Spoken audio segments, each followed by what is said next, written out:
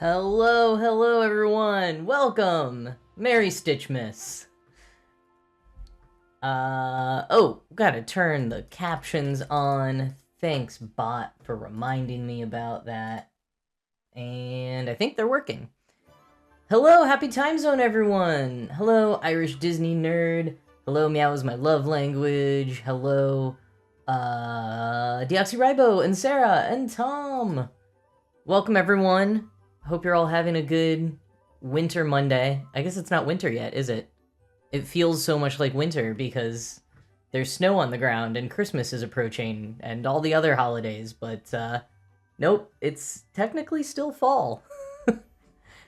Funny how that works. Anyways, as usual, let me know how the balance of sound is going, if you can still hear the tinkly Christmas music, or how you can hear me. I did some tests. I found a cable that worked so well. The audio was pristine, but the cable was like 6 inches long, and it wouldn't quite fit between my microphone and the mixer. But then I tried another one, and it sounds alright, comparatively, compared to other ones that I've used recently. But as I get settled in here, why don't you all sound off in the chat of what you're working on tonight? What projects you have brought to the chat tonight? Oh yeah, Deoxyribo. I mean, no worries about missing, but I feel you on having rather be crafting here with all of us than being at meetings. I definitely feel that. I was so looking forward to tonight because I have just been like running around doing a million different things and like working on holiday gifts, and I was like, ooh, tonight will be nice to just like cross stitch kind of just for me, for no deadline reason, to just like sit here with all of you for a couple of hours and just like stitch something with no consequences, I guess. Alright, Tom's finishing up a Sushi Cat cross-stitch, and then going on to number 5,673 of his holiday projects. Yeah, sounds about right. Sounds about right. I'm rounding in on completing my holiday projects. I'm sure I'll talk more about that in a bit. Sarah's heating up dinner. Chili verde with rice. Nice. I am from the Southwest, so I'm a big fan of green chili, and just chili all around. But also chilling, like Irish Disney nerd, wrote 1,000 words on a new Christmas story today. Well done. 1,000 words is always a great accomplishment in a day. So seriously, well done to you for getting 1,000 words in and a Christmas story. That sounds very fun. Lauren's gonna work on overalls for baby niece and super secret stuff. Ooh. In the meantime, borrowing my roommate's sweater shaver to clean up things. I wasn't sure. I saw the word shaver and wasn't sure where that sentence was going for a minute. But yeah, sweater shavers are great. If folks are not aware of them, I'm not entirely sure how to describe them, but they're, oop, I keep knocking this today. They're these little like handheld things, and they like de-pill a sweater. They're amazing. I've heard some people say that they're not great. Like, I think there's maybe some kind of knit fabrics or like homemade knits that you shouldn't use them on, but particularly on, I don't know, more durable ones or ones that you're okay. It doesn't even rough them up that much. I was gonna say ones you're okay roughing up a little bit, but just, I don't know, something, if you've got a lot of pilling happening, like those little like tiny balls of fabric on your sweater, a sweater shaver is incredible. I'm singing its praises in particular because I only got one a few years ago, and it completely changed my life. No, I think it changed my perception of like, oh, this sweater is, or like, I don't know, I haven't just used it on sweaters, but this object of clothing or fabric object that I thought was like run down and I'm gonna get rid of, I no longer feel like I have to. I feel like it has a renewed lease on life and I can keep using it for many more years. So to me, it feels like a good sustainability investment, to keep yourself using a piece of clothing or object for longer. Meow's my love language, finishing dinner. Ooh, some new coloring books for Nicholas Day. Oh, that was on Saturday, wasn't it? Like St. Nicholas Day? Is that the same thing as Nicholas Day? I haven't seen it spelled out that way before. Please enlighten me. I would love to know. And is St. Nicholas Day, is that what they call it in Holland? Is it Holland? Wow, I'm forgetting everything. But I'm pretty sure it's on the 6th because that is also my mom's birthday, which is part of why I remember when it is, but also why I always forget to mark the occasion in any way. Because I'm thinking about my mom's birthday instead. Meow, yeah, I also hope that Tom's cross-stitch pattern is not sushi made out of a cat. I feel like I have seen, if not this pattern, like some designs or cartoons similar to it before, and it is like a little cat as part of the sushi, but just in a cute way, not like you would ever eat it. Okay, Tom clarifies it is a cat wearing a backpack of fish, sushi style. Okay, that's pretty good. Nicholas Day was on the 6th. Nice. And you got some coloring books for it, so that's a very fun thing to do while watching a stream tonight. Very cozy winter activity. Okay, Irish Disney Nerd's Christmas story is using characters from some of your other stories. I am not sure if you mentioned that here or not, that you write for little kids, but that is very cool. I keep saying I want to write like picture books. I have fewer middle grade and YA ideas. I have some ideas for those, but definitely picture books is something that I have been saying for years I'm gonna get into writing.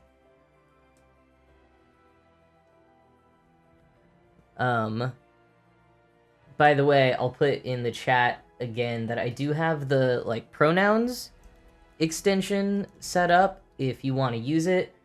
I can't see, oh, I guess I can see it in Stream Manager. Cool. Okay. So I know we have some relatively new folks and then like people who I still am always like, oh wait, what are your pronouns? And then you all can see each other's pronouns in the chat. So if you haven't set it up and you want to, that's the link to set up your pronouns so they show up by your username in the chat. Only if you want to. Okay, so here I am working on the warm-up. Oh no, where are my scissors?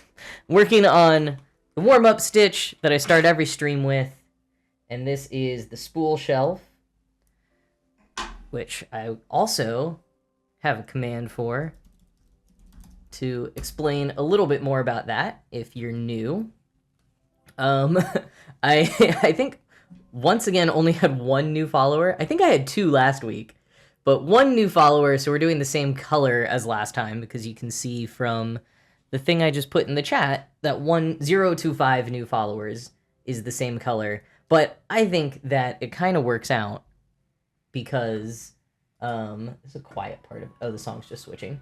It works out because the color is red, and so it's nice and Christmassy. Yeah, no green this week. We gotta get up to 40 to 50 followers in between streams from the start of one stream to another to get to green. Oh, yes, Irish Disney Nerd. This is not part of the car pattern. I suppose I could have, like, a different screen that pops up, that I put instead of, like, the pattern for what we're actually going to be working on eventually. But that is not something I've thought to do until this moment, so I have not done it. Okay, here we go. But yeah, this is the warm-up pattern, and we'll start working on the truck later. Yeah, the truck is just a little pattern that I had bookmarked from the World of Cross-Stitching magazine. I don't know when. I've just got a bunch of screenshots from the magazine in a folder that I occasionally pull out when I'm looking for something to stitch or inspiration for part of a project that I may be designing. And yeah, I was trying to decide if I wanted to do like a really big Christmassy pattern for this month, because there's a handful of like really big ambitious ones that I'm so excited to start one day, or if I should do something smaller that we could conceivably finish. And I ended up on this, and this is actually, sorry, I got distracted. This truck is actually like one of three. There's like three little patterns. You could do all three of them. And one of them's like Santa's sleigh. So I don't know, if we get through this one like this week and next, maybe, potentially, then maybe we do the Santa's sleigh one as well. But yeah, this is only about 1,200 stitches, so that felt kind of doable, although as I say that out loud, I'm remembering that I usually average just over 100 stitches on a stream, so that would take 12 streams to complete. So maybe we won't finish this in December, but that was originally my reasoning in why I was doing it. But we're still gonna do it, because I am a sucker for the old truck motif in everything. I think I have at least one decorative sign, for one each actually, I think, for Christmas and for like general fall decorations that feature an old truck like this. So, but anyways, right now we're working on the spool shelf, and we've got this DMC 817 red, which is a nice Christmassy red. For our one follower, which, Irish Disney Nerd, this might have been you, the one follower from the start of last stream. So shout out, well done. Or thanks, rather.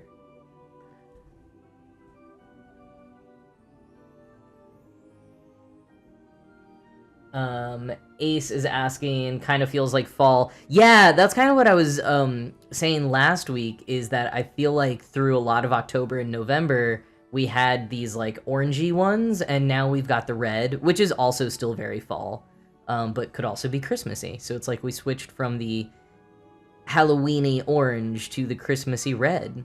So it's apropos. Although, you know, at some point, I will start doing the millions of things that I have said I will do for my streams that will both be like all the fun things I want to do for the streams in themselves and a little bit more promo. We'll see if we can't keep growing it, but I intentionally picked colors that I really like for these lower follower thresholds, because I was like, hey, that's probably what's going to happen most of the time, and then I'll get to see colors that I really like on this pattern. So it's kind of a win-win. It all works out. And you know, hitting follower thresholds, that's like always a fun thing to do. It's good to have goals. It's good to, you know, push yourself. And I like all of you who come every week, and I like just sitting here and doing this. Even if folks weren't here, I would just be cross-stitching anyways. So, like, I'm pretty content anyways.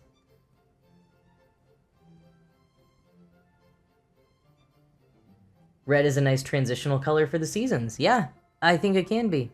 I do a lot of color coding in my life, and sometimes that includes kind of like picking a color for a month. I guess for that part, it's not really color coding. Sometimes it turns into it. But yeah, on occasion, there are like calendars or various reasons where I would pick a color for a month, and maybe I have like a limited palette I can choose from, like the color of whiteboard markers in a pack, and I don't want to repeat too much.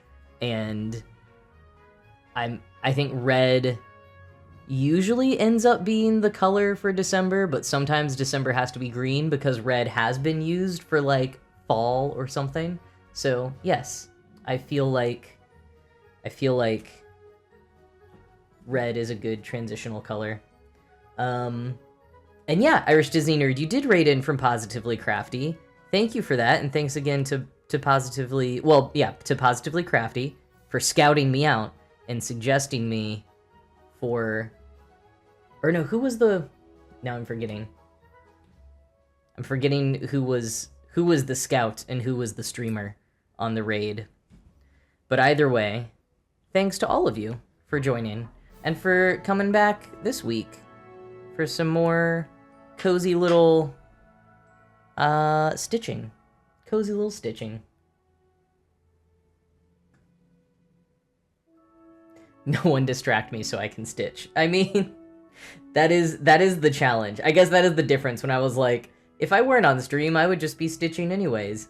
I would be, but I would probably be like just watching TV or listening to an audiobook or a podcast, and I wouldn't be quite as distracted as trying to keep all the tech running and reading and responding to the chat and just generally chatting.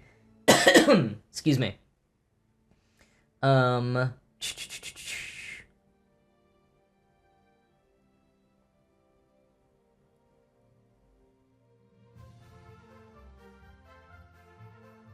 Oh, okay. Ace has a friend who streams Lord of the Rings online frequently. Still working on the book, so I don't know what's going on, but I'm there for the vibes.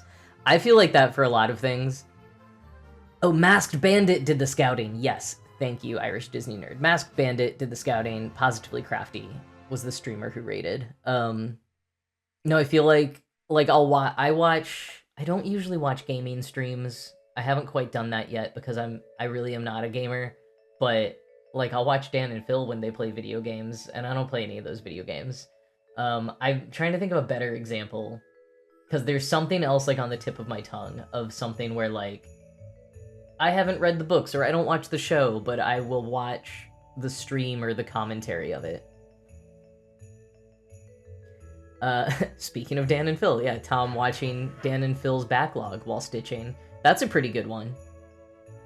Although, I have found it a little tough to watch Dan and Phil while stitching because they have, such a fast editing style that, like, I want to sort of watch every moment. And, yeah, stitching for me, like, shows have to be ones that maybe I've seen before or I don't care too much about missing the visuals. Yeah. Okay, we are gonna start on the truck. I think I'm gonna open a holiday beverage first. This one it's like green and gold, so it looks more holiday-y, but it's just called Cabin Fever Ale. So it's mostly wintry.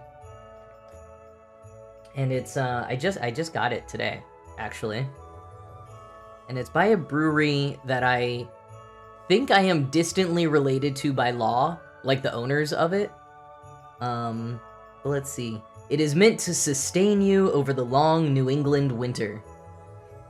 A spicy English pale ale welcomes you back in from the cold. So there you go. I brought back my little holly and ivy Christmassy goblet to enjoy it in.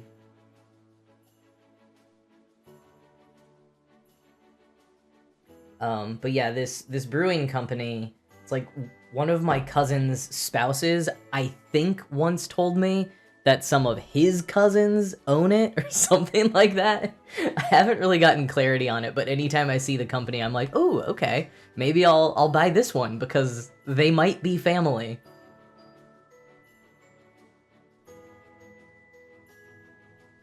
I do wish I were actually related to a brewery and not just the owners. That would be funny.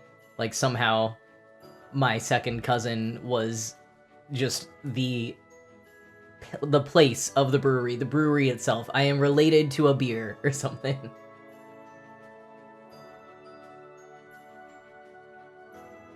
Smosh in the background while drawing, also a good choice. I have to admit, I haven't really ever watched Smosh, and I can confidently say that I haven't really ever, because I was one time, like, at a cocktail hour at a YouTube thing, and I was at this table, and it had been maybe, like, 20 minutes. I was in a conversation with, like, one of my friends, and then one or two guys that I didn't really know, but, like, we'd been talking, we'd been having a good chat, and I guess we had maybe introduced names, but not, like, what our channels were, and about 20 minutes into it, I learned that it was one or two guys from Smosh, and I was like, oh, well, I've heard of that, and then I got, like, weirdly sort of starstruck, even though I hadn't really ever watched their content. But I can say they were, like, some of the nicest people at that event that night, and we were having, like, they were so smart, we were having such interesting, deep conversations. So, I don't know much about Smosh, but the guys I talked to that night were really cool. That's the weird thing about YouTube events. Especially like I'm thinking now also there's been a handful of people who don't put their faces in their videos who I also met and like hung out with for a while before learning who they were. And that, yeah, I won't get into like fully name dropping, but yeah, there were a few of those where I was like, oh, that's who you are? Or I had that with an author once whose pen name is like initials, and he just introduced himself by his first name because, you know, that's what people do. And we were having so much fun at this like pre-con party, and then I learned who he was from someone else, and I was like, oh wow. But it's fun when you accidentally meet celebrities. It also really works for me sometimes because I'm just like so bad with names and faces that someone could introduce themselves to me and it still doesn't even register to me of like who they are or why that might be exciting. All right, so the very middle of the pattern is the truck. We're gonna start with the truck. We have a slightly different shade of red than we were just doing in the warm-up. 349. That looks so in focus. Why did the stitches never look in focus?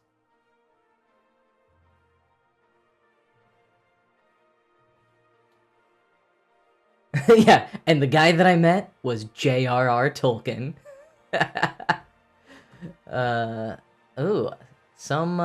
Something was disabled on my computer because it was using too much power. But it looks like everything's working, right? So, I mean, maybe it was my iPad. I guess that's not quite working right now. We'll find out. T.S. Eliot, also a great choice of someone I just hung out with at a party. I don't know, would T.S. Eliot be fun at parties? I don't know about that one. Also, actually, I do think J.R.R. Tolkien would be fun at parties because a while ago I saw this thing going around Tumblr that I guess I never fact-checked, now that I think about it, but seemed real, and it was like a party invitation from J.R.R. Tolkien and his wife to just sort of like all of their like friends and neighbors and family, and it had all of these times for when the party ended. Oh, Bill Nye, thank you for subscribing for 3 months! Okay, so maybe before I get going on this, we'll go add your subscriber stitches. Just since I'm at a good transition point right now. We'll go back and do that. But hi, welcome to the chat. Welcome back. Sorry your work schedule has meant you haven't been able to be at our cozy streams. I was just talking about why I think J.R.R. Tolkien might have been fun at parties. And okay, we got to get the subscriber. Oh, I must have finished. I finished the subscriber thread. Okay, so we got to get a new subscriber thread for the shelf. Anyways, J.R.R. Tolkien, parties. There was a thing on Tumblr.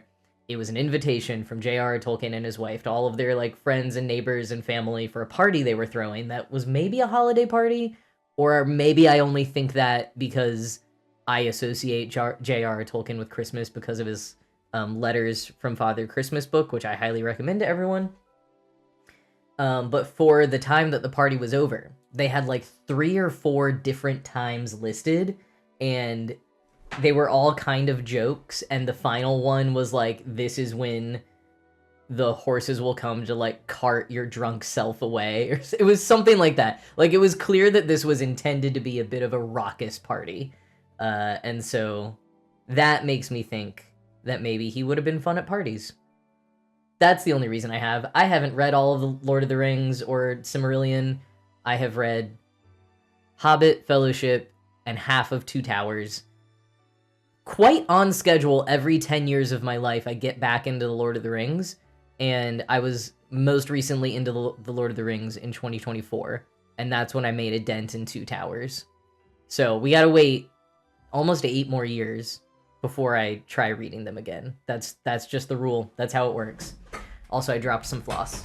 Oh no. Okay. Whoa. Okay. We're messing up a lot of things here. How's that? Hey, that's a little bit better. Let's make it even better than that. Sort of. Why not?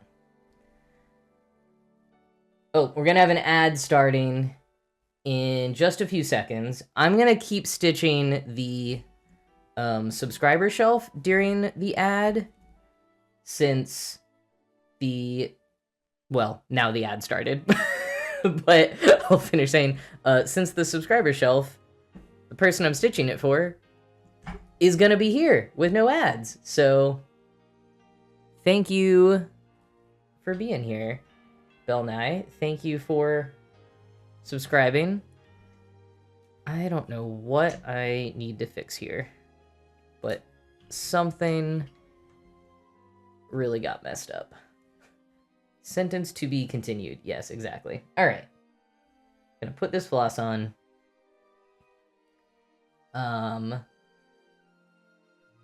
Oh yeah, J.R.R. Tolkien's real name is Jolkin Rolkin Tolkien.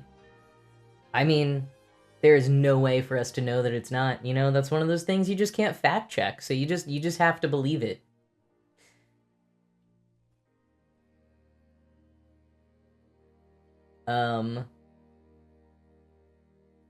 Oh, okay, Belna, I'm reading your thing about my book. You requested it on Libby. You were able to read it once. That's good. But it's constantly on hold. Oh. Well, that is... Yeah, I'm sorry that you're having such trouble getting it, but that is really cool to know that it's constantly on hold. I wouldn't have guessed that.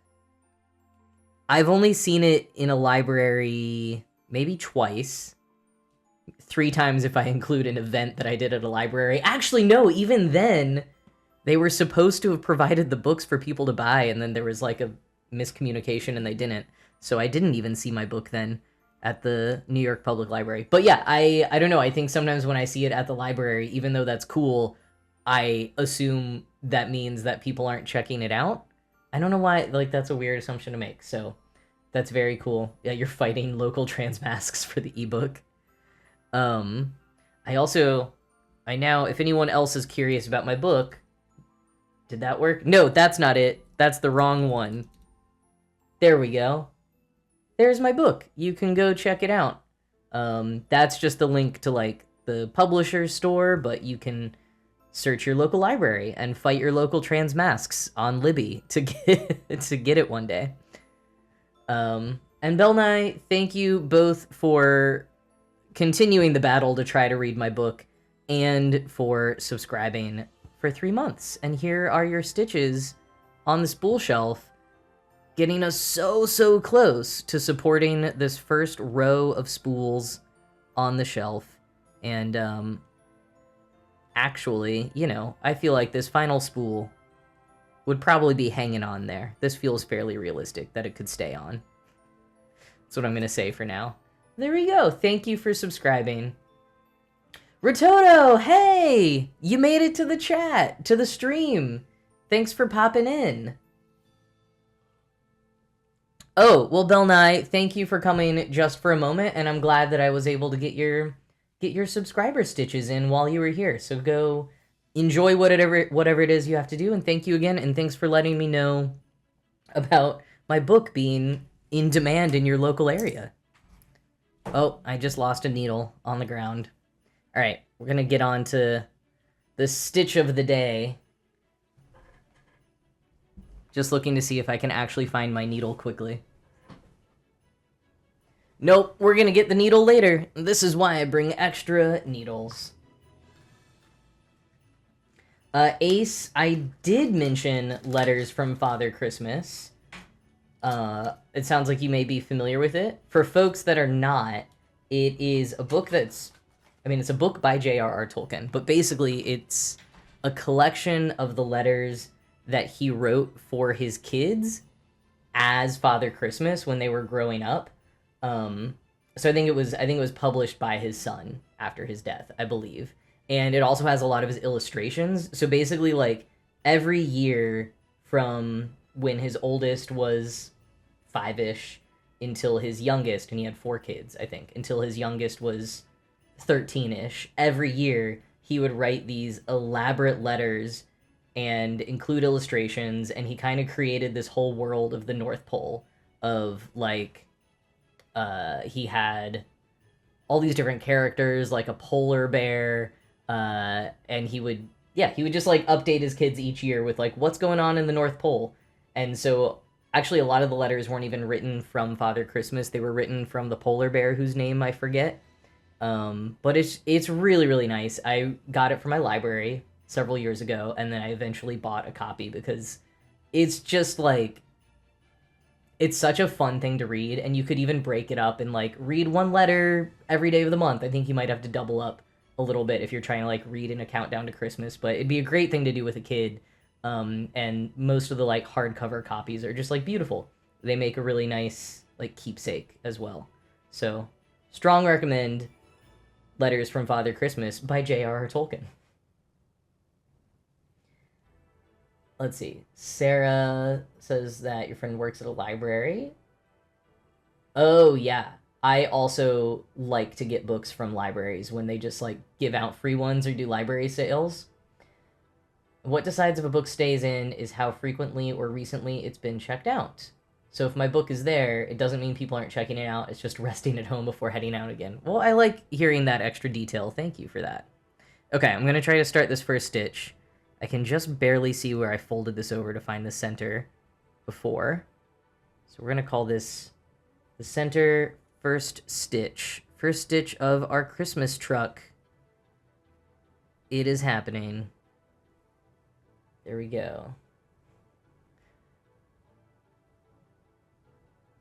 Oh, and first stitch messed up. All right. I like started looking at the chat right as I put the needle down. But that's the easiest to fix. All right. Let's do this.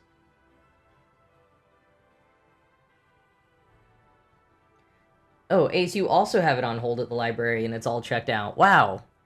That's very cool. I kind of thought that my book was like past its prime and no one wanted to read it anymore. So that's very nice to hear.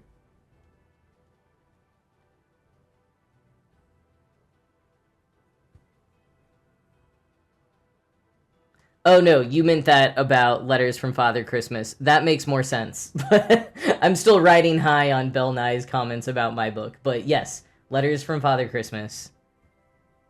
That also makes sense that would be checked out, especially this time of year. And if I recall, copies of it were not particularly cheap, which is part of why I waited a few years to kind of decide to splurge on it eventually.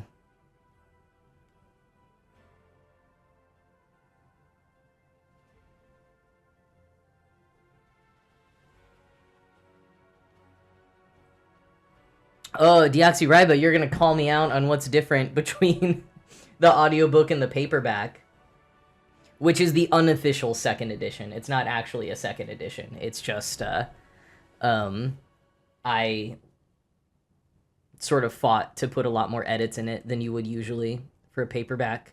I can tell you what some of the changes are. One of them is that I got a joke about the Mean Girls incorrect in the hardcover edition.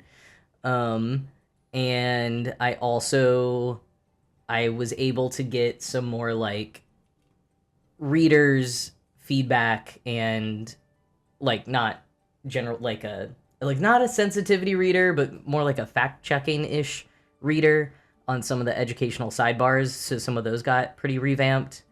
There was also a different team of lawyers from the first edition of the book, and so they had different things that they were sort of quibbling about versus what the first team of lawyers made me change. I think it was specifically like something that I said about testosterone, and we were really like going back and forth on interpretations of a citation, which I appreciated because like trade nonfiction doesn't get fact checked if you don't want it to. Like that's not something the publishers do. That's something that you have to seek out and do yourself. And so the fact that the lawyers were actually like, no, let's talk about what this citation means, was a nice little bit of rigor that I didn't otherwise get on the book from from the publishers anyways. So that was actually kind of appreciated, as annoying as it was. Irish Disney Nerd, calling this any kind of speed for cross-stitching is very kind of you. I feel like I'm not a particularly fast cross-stitcher, and definitely not when I'm streaming. But I see, I as a cross-stitcher, but not a, like, knitter or crocheter, I'll see especially knitters, and I'm like, you go so fast. You make things so quickly. It takes me forever to make things as a cross-stitcher. But I suppose you said you're not a crafter at all. So that would perhaps make sense that it looks a little speedy to you. Yeah, Rototo. It is a book that I published 6 years ago. I'll put it in the chat. Yeah, I just, in stereotypical trans guy YouTuber way, wrote a memoir several years ago. Although that's very much not like what it was in terms of there are a lot of much bigger YouTubers who were literally given book deals because they were big YouTubers. I just lean into that stereotype in a self-deprecating way. I made a knot on the back somehow. What have we got? I think this should be easy to fix. Bam! Deoxyribo crocheted a mini packer with silver thread. I have definitely seen crocheted packers before. I think that's great. Was there a meaning to the silver thread? Or are you just adding that was a fun element? I'm curious about that.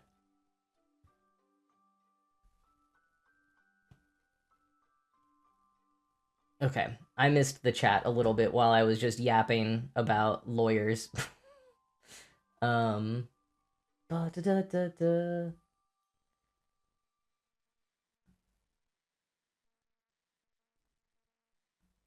Oh, Sarah, nice work getting Letters for Father Christmas 40% off.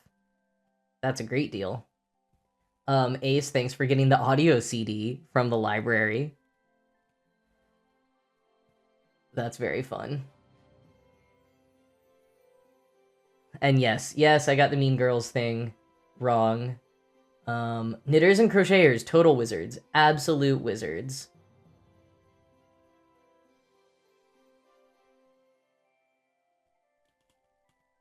Okay, we got some UK publishing info from Irish Disney Nerd. If you publish a book in the UK, you're required to send a copy to the British Library. And in Ireland, you have to send it to Trinity College Dublin. In the US, it goes into the Library of Congress. So I guess it's a similar thing. But yeah, I didn't know that the British Library, and specifically Trinity College Dublin, I did not know was the Irish equivalent. I have been to Trinity College. I love going there. It's so, so cool. It's a beautiful place. And I didn't realize that was like the place where you have to, or that houses all the copies of Irish books. I guess I didn't pay enough attention on the tour to realize that. But that is so cool. And I think that you will totally get published based on what you said last week. And if you were putting out 1,000 words today, that is some drive and some discipline that I so rarely have. So I can't wait until Trinity College and the British Library have copies of your book. Yeah, the long library, it might also just be like in storage somewhere. I think that's kind of how the Library of Congress is. Like, there's just enormous archives in the back that are not really open to the public, and that's where all the physical copies of books are. I also just still can't believe that it's all physical copies. That just seems like even like one copy of every book published just seems like way too much. And I always mean to look this up. Like, I was literally near the Library of Congress when I was in DC last week, 2 weeks ago, whenever that was, and I was thinking about this again, and I was like, I should look this up. Because it just seems wild that any building, even one that large, could have an actual physical copy of each book.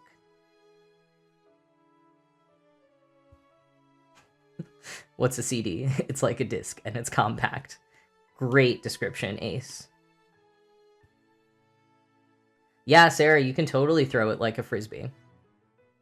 I was about to say it doesn't come back to you, but that's a boomerang, not a frisbee.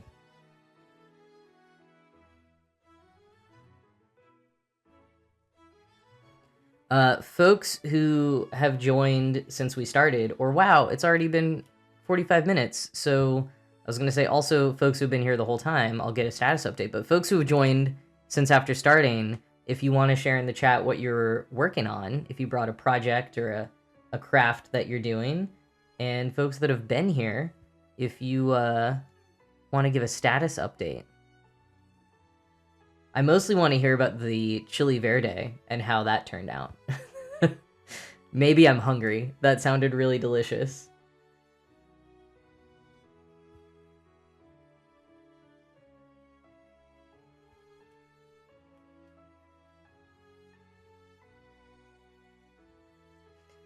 Lots of eating dinner. I love that.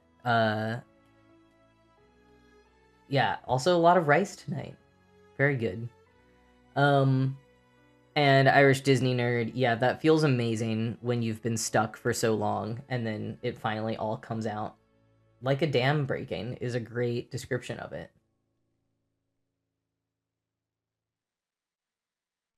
Ace, yeah, exactly. And that was a Doctor Who episode, so that's why I'm like, surely this can't be real life. I don't know. I need to look this up one day. Okay, report on the chili verde. It was made with a seasoning packet from a local store. And lots of fresh ingredients. I love to hear that it was delicious. Alright, I thought I might have done something wrong. Here we are. 1, 2, 2, 4.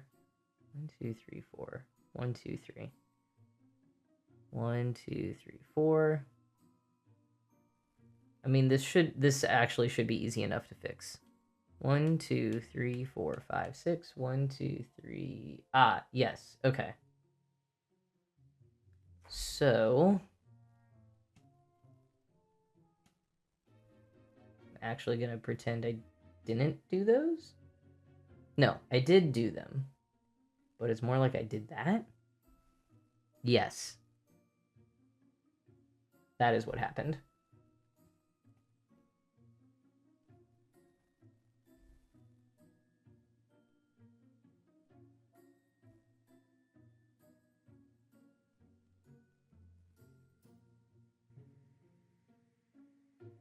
Oh, the library was the first River Song episode. Okay, yes, I totally remember that episode now.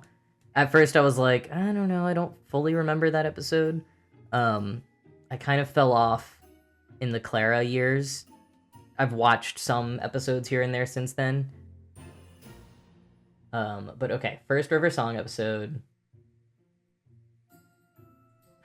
Doctor Who makes a lot of huge claims like this and just assumes you won't question it. Yeah, fair enough. That's very, very true. Especially in later... Well, I was going to say especially in later years, but also, I don't know, a classic Who kind of as well, but in a different way. More in a... coming from a place of simplicity, whereas I think Reboot, and especially later years of Reboot, it's coming from a place of overcomplication.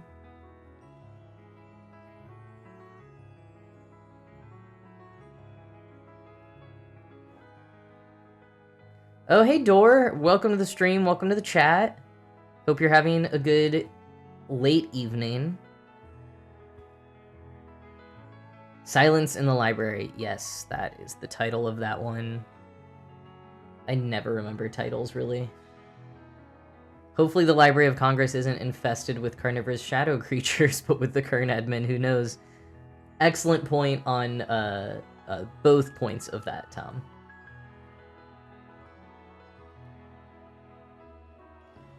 Sarah, I feel so similarly about the doctors. Of David Tennant was like essentially my first doctor, and then by the time I got into Matt Smith, it was like him ending. I think that's been how I am for a lot of the doctors. 3, 4. No, this is right. Yeah, I actually, the way that I got into Doctor Who was it was in the era when Doctor Who was really just about picking up in America. It was right, I guess, like right as Matt Smith was becoming the Doctor, so I was seeing a lot of talk about it online, and I'd like heard about it for a long time. So I was thinking about getting into it, and I think I had seen a couple of like random episodes on BBC America when I just sort of like was flipping through channels, and then I was in New Mexico at my mom's house for New Year's Eve. And a crucial thing that you need to know about New Mexico is that it is on the Mountain Time Zone. For people not in the US, and potentially people in the US who don't know, because the Mountain Time Zone is rare, the Mountain Time Zone is like 2 hours behind the East Coast. It's an hour ahead of California. And so as far as TV goes, there's just nothing that is ever lined up on the Mountain Time Zone. And like, it's very rarely announced or explained how a TV schedule is going to work, especially for things that are like live events. Like, are the Oscars gonna air at the same time as they do in California for the recast, or is it gonna be on Eastern Time, or is it gonna be like some other rebroadcast at a random time? Like Mountain Time Zone, you just never know what's gonna happen for TV. And so I was there for New Year's Eve, and it was just me and my mom, and I think she like went to bed early. So I was just sort of there waiting for midnight, and because it was the Mountain Time Zone, like the big ball drop in New York, like all of that TV coverage had already happened at like 11 p.m. New Mexico Mountain Time. So then I think I just like switched to BBC America, and they happened to be playing the episode. Oh, by the way, sorry, this is an important factor. This was 2011 into 2012 was the New Year's Eve that this was. And around 11:30, they were playing the episode where David Tennant, the 11th Doctor, regenerates into Matt Smith, the 12th Doctor, and the regeneration happened right at midnight, turning into 2012, and I just thought that that was, like, such a cool coincidence. That was not planned, because, again, this was the Mountain Time Zone. Like, it wasn't meant to be airing at midnight anywhere else in the US, and I think that made it extra emotional for me, even though I didn't have an emotional connection to either Doctor at the time. But that was the moment that I was like, all right, I'm going to get into Doctor Who now. Like, I'm going to go back to the start of the reboot. So I guess really my first Doctor was the 9th Doctor. But, you know, you only get one season with him. So I really got into David Tennant the most. Wait, 10th. Oh, it must have been 2010 to 2011. That's it. Yes. It was 2010, which also makes sense because that's when we lived in New Mexico. Yeah, 10 to 11. Listen, it's been like 15 years. It's a long time ago for me to remember. But it was such a cool moment. And that's what got me into Doctor Who.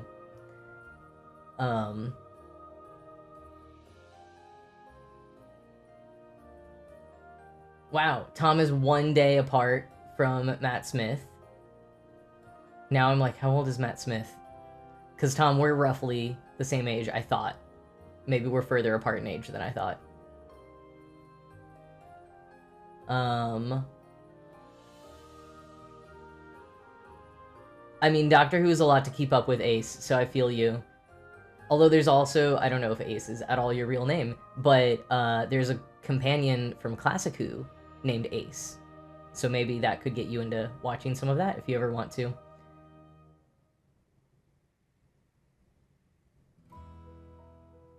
Tom, you're 10 years older than me? I did not know that. But see, this is why, especially with trans guys, you just can't guess. Because some of us just look so young. I have had a handful of times where I've met a trans guy And he's looked pretty young, and I've even been like, okay, I'll be generous and think that he's maybe like my age, like mid-30s or early 40s, and then I find out he's like late 50s, and I'm like, what? You could still get carded for alcohol? That's wild.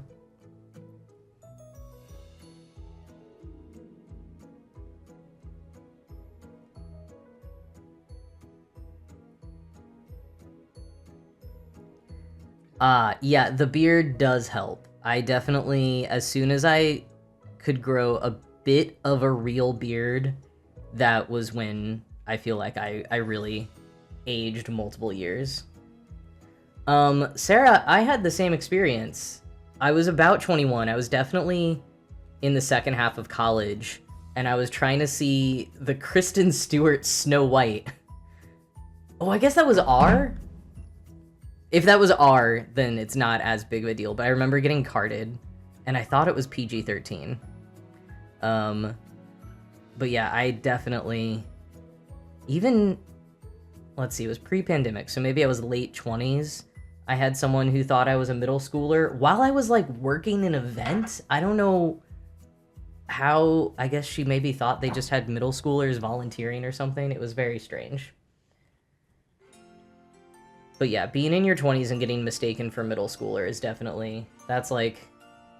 That's the most extreme that I think I ever had. That and people just, like, not believing me, even with multiple forms of photo ID.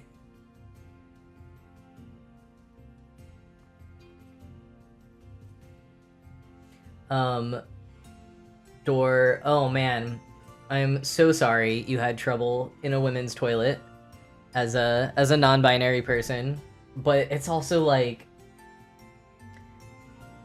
yeah, obviously a man. People get confused, and sometimes their freakouts are like almost funny in the ways that they're so off.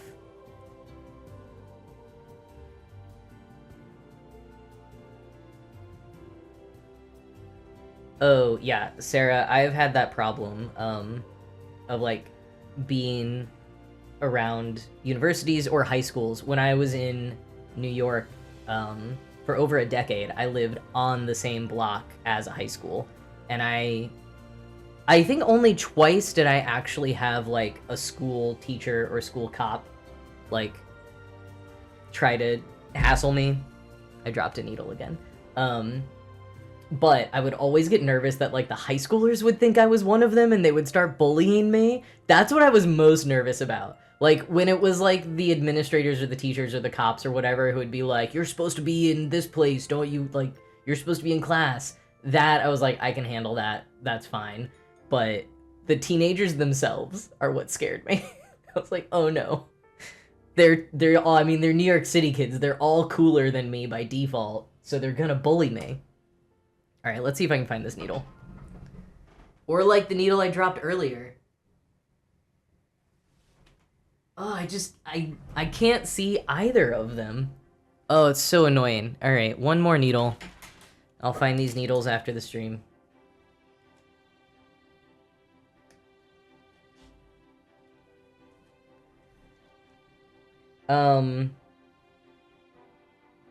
Yeah, I don't... Especially these days, I wouldn't try to get a student ticket, I don't think. I don't know, I think I've aged a little bit the last couple of years.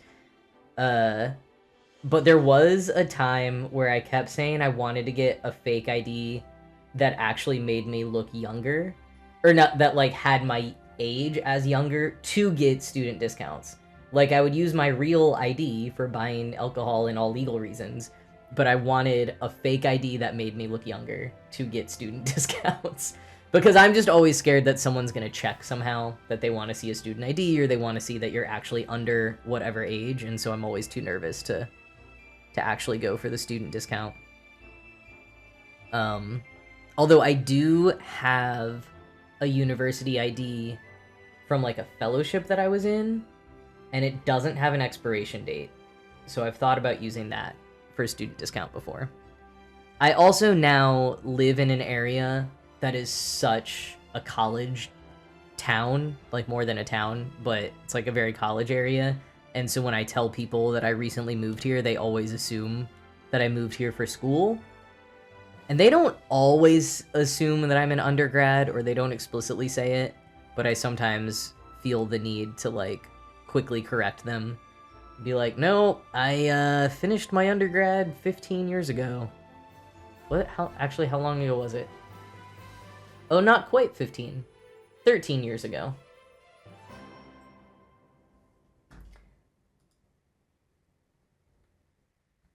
Okay, we might be on an ad. Might not. I didn't do a good job of watching that one. My lack of pet is showing. I know. I was thinking about that right before the stream because I was nervous I was gonna drop a glass, and I was like, ugh. Like, I already had the countdown going, like, the stream had started, and I was like, if I break a glass, like, I'll have to delay starting the stream. And then I was like, well, I guess I could just leave it. Like, what's gonna happen? And then I started remembering how you all told me about how I'm clearly not a pet owner at the moment.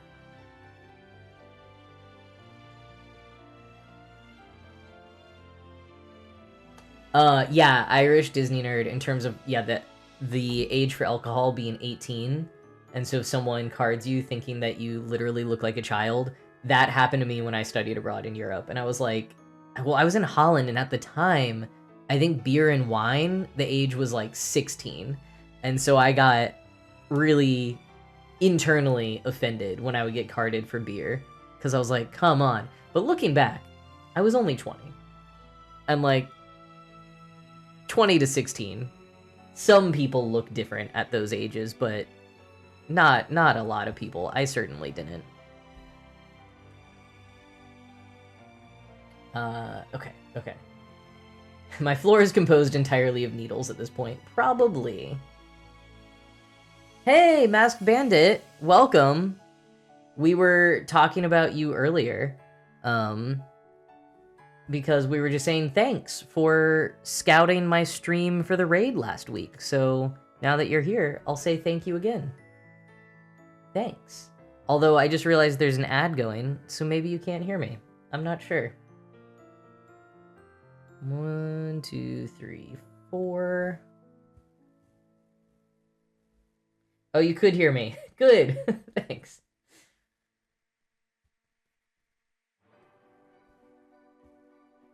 Okay. 1, 2, 3, 4, 5, 6. 1, 2, 3, 4, 5, 6. Oh, you've got turbo. Nice. Nicely done.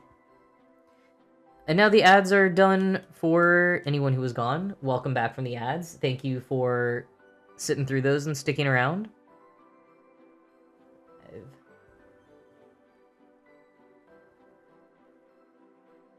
While I've been yapping, I've gotten quite a good start on this truck, I gotta say.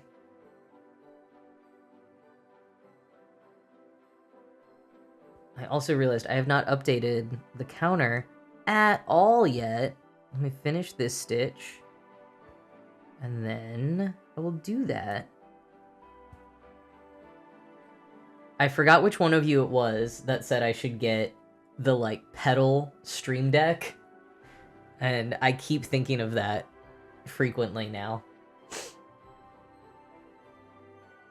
Alright, so we're gonna do this the quicker way.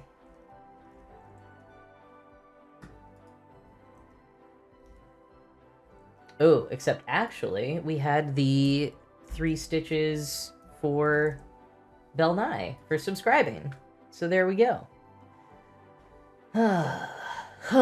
Okay.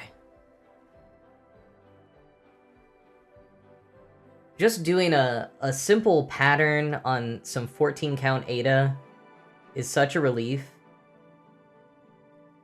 after some more complicated ones. I feel like on streams I've stitched a lot on linen, and for my holiday gifts I am doing all kinds of things that are more complicated. Oh, Irish Disney nerd, have a good night. Thanks for sticking around so late where you are. I hope that you feel very proud of the writing you got done today, and that you have another great day of writing soon. Have a good night.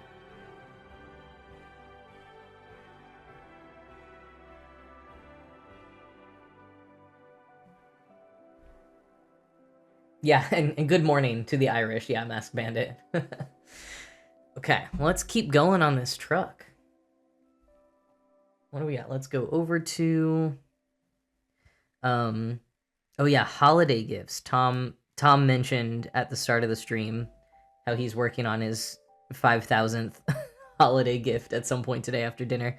And I was saying that I have been working on my holiday gifts as well. Not quite as much as I thought I would this weekend, but I did get... I feel like for the ones that I need to send, I'm very close.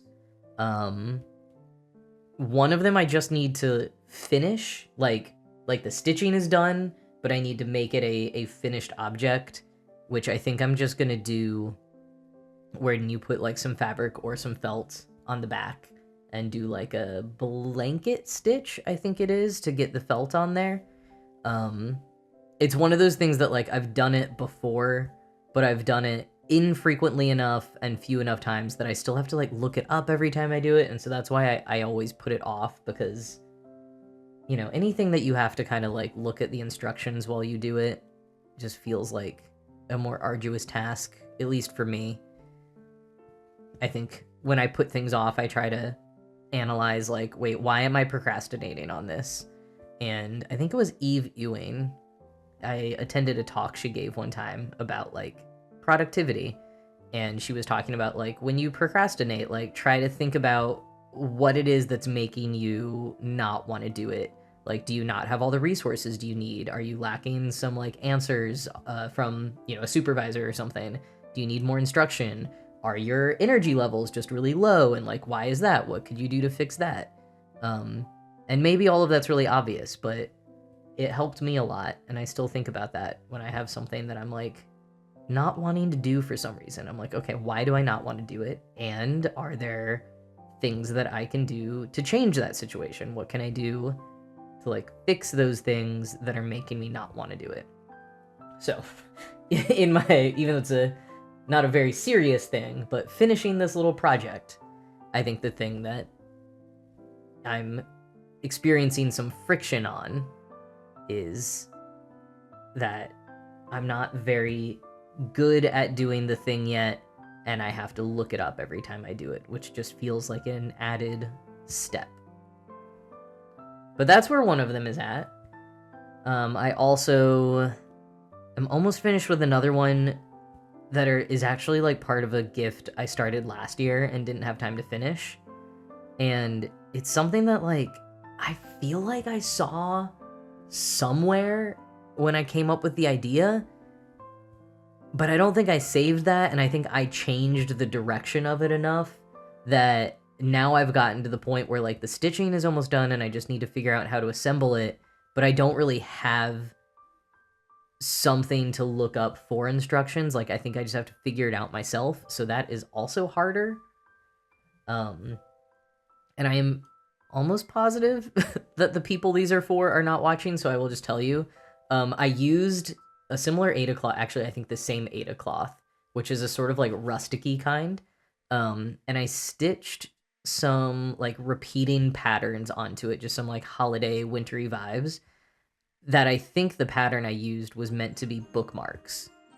And I stitched it on here, and what I'm gonna do is I'm gonna wrap them around some old jars and then put a little electric tea light in them, and they make these kind of like votives. They're like votive candle holder things. And I think it's gonna look really cool, but it occurred to me that I had never thought about like, how am I putting the ends of that together around the jar? How am I securing it to the jar? And also, am I doing anything to sort of finish the rough edge of the cloth where I cut it? Like, am I doing a stitch around there? And like, it was only as I approached the end of the stitching on these gifts over the weekend did it occur to me that I had not really practically thought through any of that. And so now I need to figure all of that out in the next couple of days so I can send this off and it gets there for these people for Christmas. So Whip Stitch instead of Blanket Stitch. Thank you, Masked Bandit. Was that for the one where I said I'm like finishing in the hoop with felt or fabric? Or were you recommending that for like the candle votives in the jars? Because I'm very seriously taking your advice and I want to make sure I knew which one you were talking about.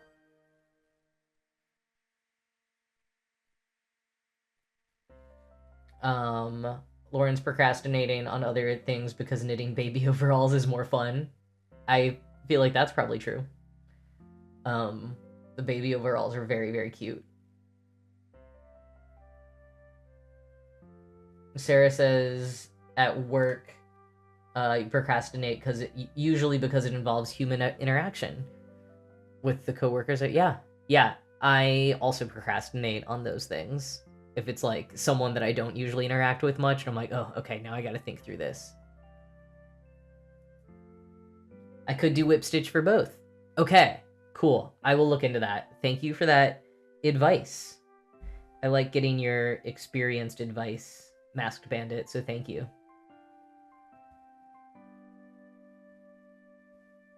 Yeah, those are the two main holiday... Well, they are actually not the two main holiday gifts, but they're the holiday gifts I have to send, and then I have a few more that I'm working on,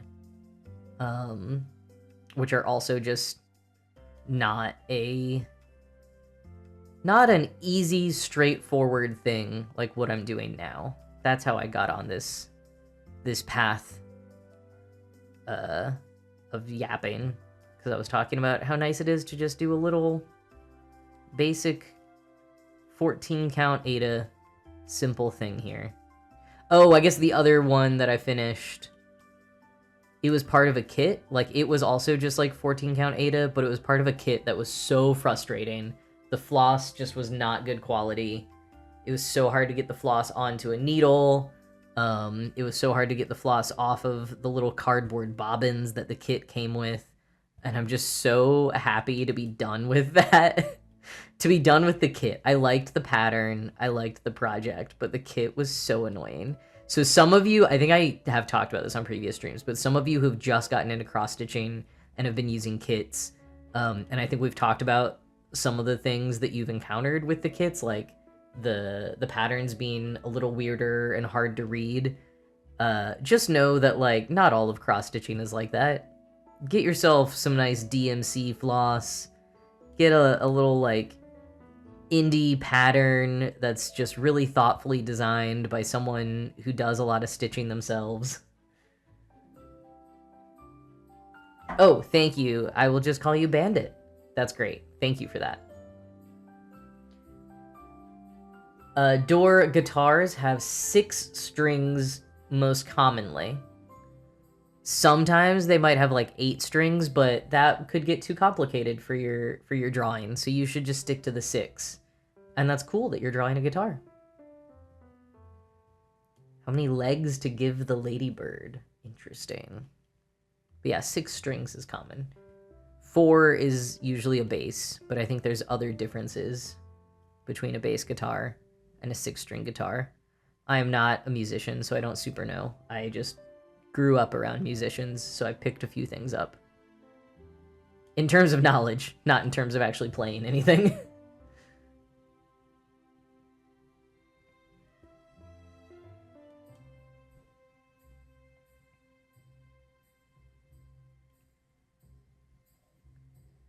Let's see. All right. Do a little update here. 21.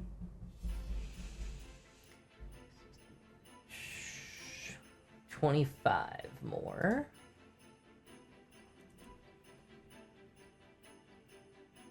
Oh, I'm getting too tired to do math. We gotta pull up the calculator.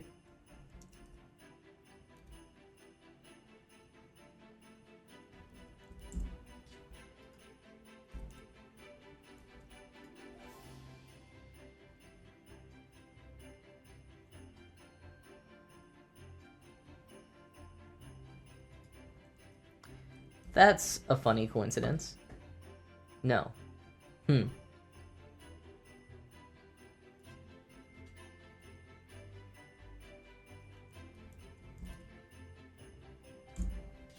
That's it.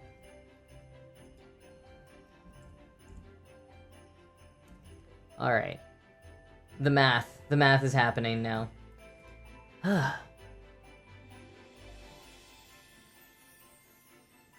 Have, apart from crafting, or maybe including crafting, what have folks been doing to get into the holiday spirit yet? Or are you not feeling it? I've had a few discussions with people who are just like, I'm not feeling it yet this year, which is valid.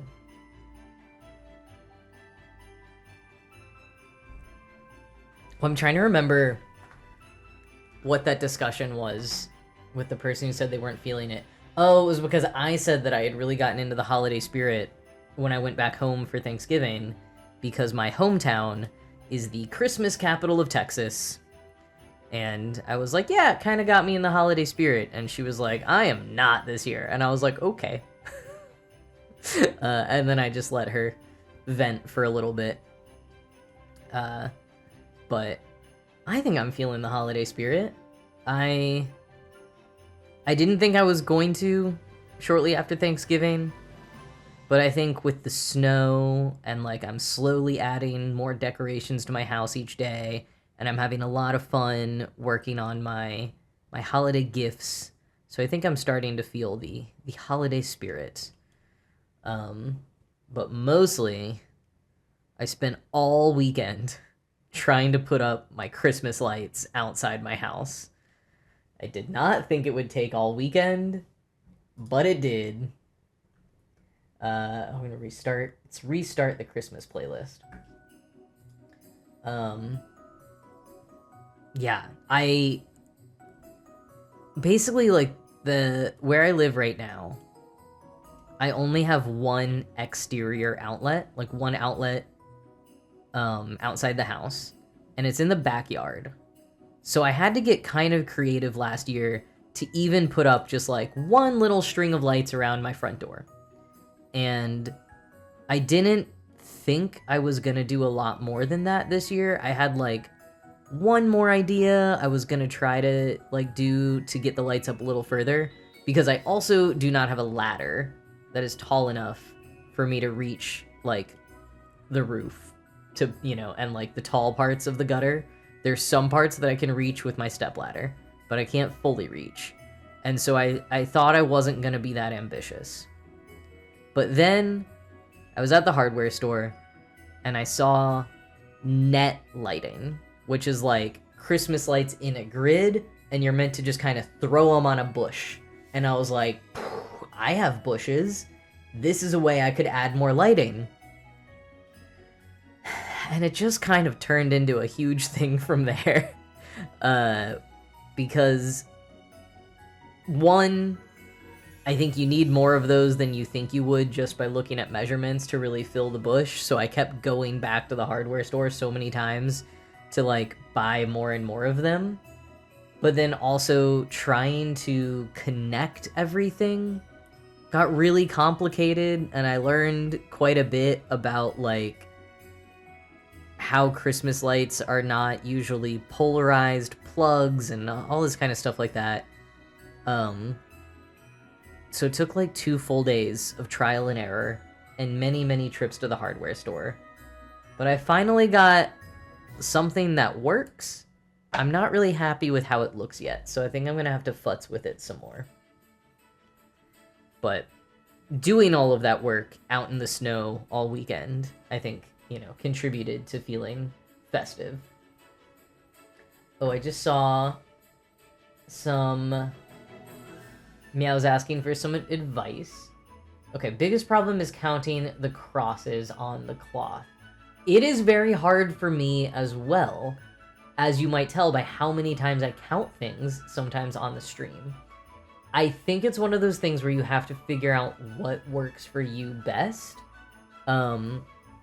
Like, sometimes if I count this part, oh, it's a little hard to see, but this, like the bit of fabric pulling down, if I count that as 1, that works in my brain sometimes, but sometimes I have to like count the holes, which is a little bit more confusing when you are trying to jump like 3 stitches. Honestly, pulling the needle physically through each hole is really helpful for me. So whether it's from the front or the back, if I'm literally feeling it, where I'm like 1, 2, 3, 4, 4, that tactileness is very helpful for me. Let's see what some other people are saying in the chat. So Joe finds it to be helpful to focus on the corners and use the needle to count as you move from one to the... Yeah, okay, so Joe has similar advice to me. Dora says to use a pin with a big head and put it in place of the corners you need to miss, so you don't put the needle through accidentally. That's very clever. So using additional needles, like all of the needles on my floor, could be used for that instead.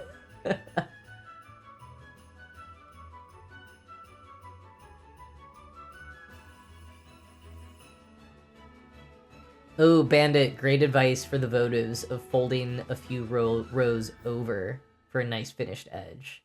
I don't know why that hadn't occurred to me, but I will definitely be doing that. Okay, good call. Good call. Okay, holiday spirit-wise. Last year, Tom was an anti-holiday spirit. You're not there this year. Okay, so that's good. That is an improvement. Being neutral is an improvement over anti. And it's also okay to be an anti-holiday spirit. I feel like my enthusiasm for Christmas and even like Halloween is similar to talking about religion in a way. Some of you, I think, are familiar with Not Sorry Productions, who do a lot of podcasts. They started with Harry Potter and the Sacred Text, but they do a lot of other not Harry Potter stuff now. But it was founded by 2 people from Harvard Divinity School, and those 2 people happen to be like a Jewish atheist and an agnostic. So like they went to divinity school, they talk a lot about like sacred practices and stuff, but they are not really religious in the way people are. And so being involved in that community, because I am also someone who I like to think about big ideas and philosophical thoughts, and I like a lot of the ideas of like non-religious sacred practices, but it's something you have to still be careful to talk about because so many people like have been harmed by religion. And so even when your personal relationship to religion or spirituality or whatever isn't necessarily a part of the same structures that are most culpable of causing that harm to people, it's like you still sort of have to tread carefully when you talk about it because you don't know what someone else's experience might have been. And that is a much more serious example of my relationship to holidays, but I still know that like holidays can be very heavy for people, like especially when you just think about like familial relationships and having to see family and how that can be very traumatic for people, but also the intersection with religion sometimes. And so like as I have become more and more unabashedly enthusiastic about holidays over the years, that is something that like is still in the back of my mind of like there are plenty of valid critiques of most of the holidays that I like. Not as valid critiques of Halloween. There are some, but there are many more critiques of Christmas that I agree are completely valid. But yeah, so anyways, that's my very like long-winded way of just saying it is so fair to be anti-holidays and anti-holiday spirit. And even though that is not where I am at in my life right now, I have been in the past, and I fully get it no matter where it's sort of coming from. Let's see. Oh, Ace works at a theater that does Christmas Carol every year. That'll put you in the spirit, is like working on a production that's doing something Christmassy. God, I love the Christmas Carol. It's so good. Dora's Jewish, so not feeling Christmassy, but soon to be mother-in-law. Exciting. Congrats to either you or a sibling, whoever is causing this person to be your mother-in-law. Got you matching Christmas jumpers. Yeah, that's exciting to wear a Christmas jumper after Hanukkah. Yes, Hanukkah is coming a little earlier this year. Earlier than last year anyways, when it was at the same time as Christmas.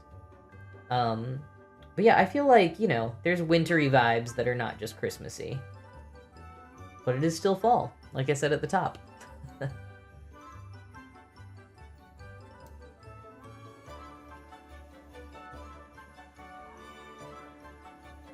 Thank you, Bandit, for offering that I can DM you. I think I'm probably going to figure it out from here, but I really appreciate that offer just in case. Or if I need more advice on other things in the future. Because like I kind of said, for my holiday gifts, I'm going ambitious. I'm trying lots of things I haven't done before. Which is kind of how I've always learned things, is like I just come up with an idea and then I figure out how to make that idea happen. Like with video editing, I've explained this to people a lot before, like a little less than ever sitting down and like learning software. It's more that I just kind of went for it and I would have ideas of something I wanted to do and I would look up how to do that and then I would learn through learning how to do that thing. And I think that's, for me, that's a fun way to learn. I think I, in some ways, could have been a very prime candidate for unschooling, which I don't know if that's still a trend, but that was kind of a trend for a while. It's like a more extreme version of homeschooling where you don't actually have any curriculum for your children. You just let them kind of like learn what they feel like learning. And I think for some kids, it really, really works. And for other kids, they just don't do anything. They'll just, you know, watch TV or whatever the internet equivalent of that is all day. And then there are other kids who'll be like, I want to learn this, and I'm going to learn everything about dinosaurs for the next 4 months. And I think in the best version of unschooling, parents are sort of guiding them to learn about dinosaurs in a multidisciplinary way. But in a lot of cases, unschooling does not work out super well. Anyways, that was... or I don't know if that's true. I think there's probably a lot of cases where unschooling does work, and we just hear about the bad cases. How did I get on that? Just talking about how I learned through doing, I guess.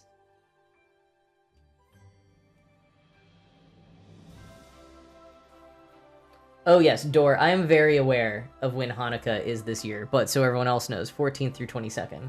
Because I'm trying to finish things to send for Hanukkah gifts before Hanukkah starts.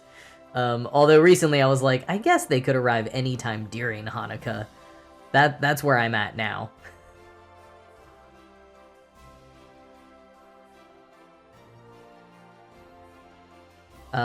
Dor also would have been a good candidate for unschooling because of autism. Yeah, I think... Well, and I was about to say, I think autistic people are probably very good unschool candidates, but like everything, like autism also really varies in how it manifests for people in so many ways, but specifically in that way too. But I think in general, a lot of autistic people are very curious, so yeah, potentially so. But then yeah, you gotta have the right adult guidance as well.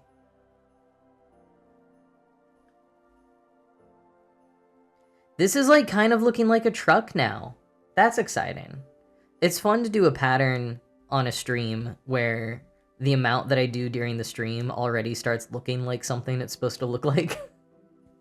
That's quite refreshing. Oh no. How did I mess this up? Okay. That was 2 more, that was 1 more. And this was to here. Ah, okay, I was supposed to go back 1 more. See? Counting is hard. Does this go up on this side? Maybe? Yes, cool.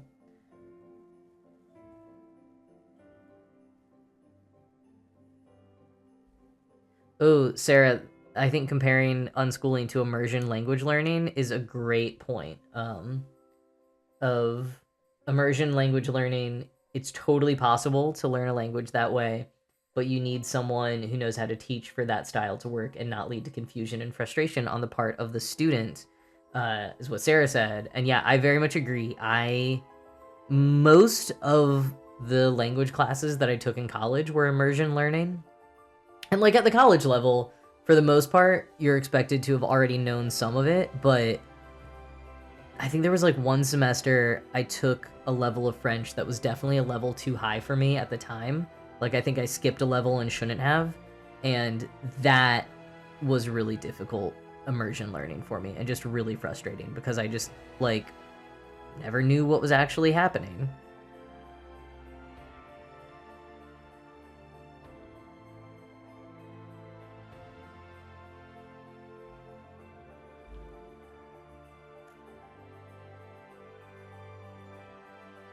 Dor, that is great to have that kind of curiosity of the, like, how do things work, especially. I sometimes wish I had that more kind of, like, almost engineer type of brain of, like, how things work. But I don't quite. I get more interested in, like, where did things come from? I have, like, the history-minded side of things, of, like, you could start talking to me about the origins of literally anything, and I would be so fascinated. I just want to know how and why everything came to be. That's where I'm at. But, like, how it works is something that I'm only, like, theoretically interested in. Like, it won't... I will say I'm interested in it, but it won't hold my attention for quite as long as, like, the origin of things and the why we do them, or why an object became popular and that kind of thing.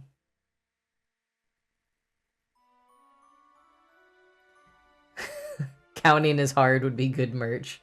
Yeah, I feel like that's similar to the oh no, it's hot, or, you know, that era of Will It Waffle. I almost made a few pieces of merch back in the day that said things like, it's burning, it's hot. So great suggestion, Sarah, thank you. Oh, good.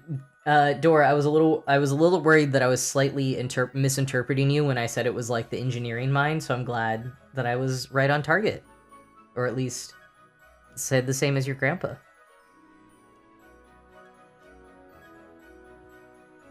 Okay, now I have done this correctly. I hope. Just gotta get this headlight for this truck.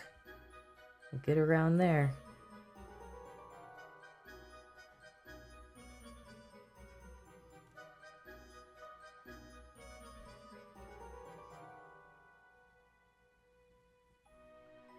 Okay. Oh, I didn't mean to do that. That's okay, though.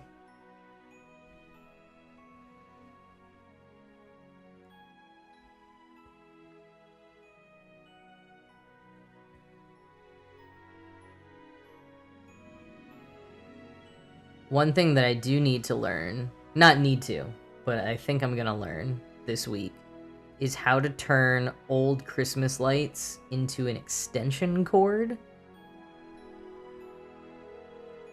Oh, I think we have ads running, but that's okay, because probably what I'm saying is not that interesting, so I'm gonna keep talking about it.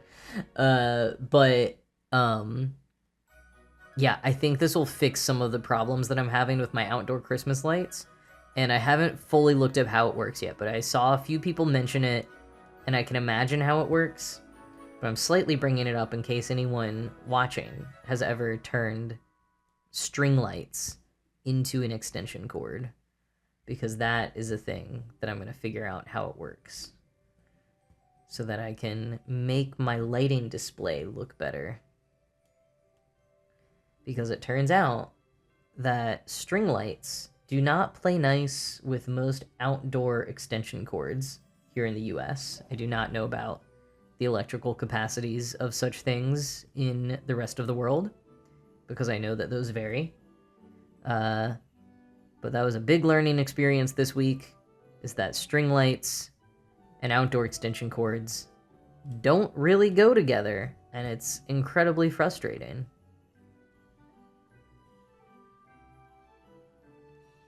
Yeah, basically, like, because Christmas lights used to mostly be incandescent, and some, like, a good number of them still are, they wanted to prevent people from overpowering them, and so, like, that's one reason that they don't really fit into extension cords. Like, extension cords that are graded for the outside, for outdoors, are usually grounded, which means they have that third prong on them, and they're also usually polarized, which means, like, the left prong is bigger than the right prong, and Christmas lights, or string lights, are neither of those. And so there's just many, many different ways in which they're incompatible, and in which usual hacks are incompatible. But the frustrating thing about it to me, and I've only started to learn about this, so I'm sure there's something I'm missing, but so many string lights these days are LEDs. And whereas with incandescents, you should really only put like 3 of them on one plug, with LEDs, you can do up to like 45 or so. And so I'm like, okay, then can we get rid of this like safety, like fail-safe design and be able to plug LEDs into extension cords? This was some of my frustrations from the weekend. We have, yeah, like the string, you definitely want to buy string lights that are specifically designed for the outside, yes. But these ones have this issue because we also have extension cords that are specifically designed for outside, and those are not compatible with the lights that are specifically designed for outside.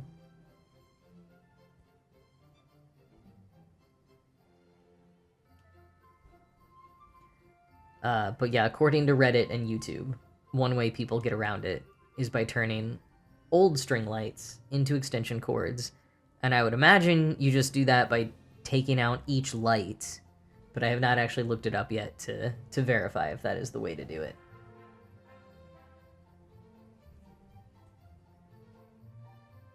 But I ended up adding a lot more lights to my display than I actually intended to, just so I could connect them all together, because I couldn't get the extension cords to work.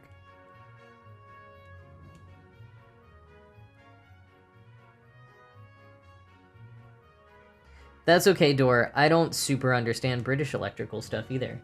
That's another thing that I have to like relearn every time I do it. Every time I go over there, I'm like, okay, what am I doing again? I mean, I think the main thing is that your outlets and or your plugs are much more powerful than ours. I believe that is the main thing. They just want to make sure you have to buy more lights. I mean, if this is a strictly American problem, then yes, I would assume that that is the case.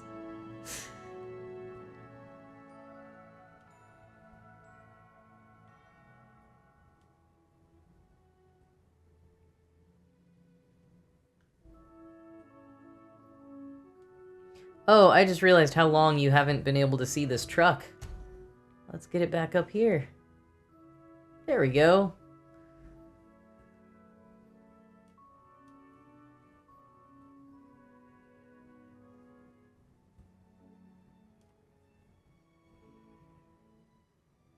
Okay, let's get a status update on folks' projects. I think last time I checked, most people were still eating dinner. Has anyone moved on to a craft of the evening?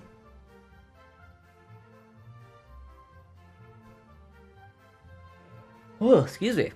Getting a little tired.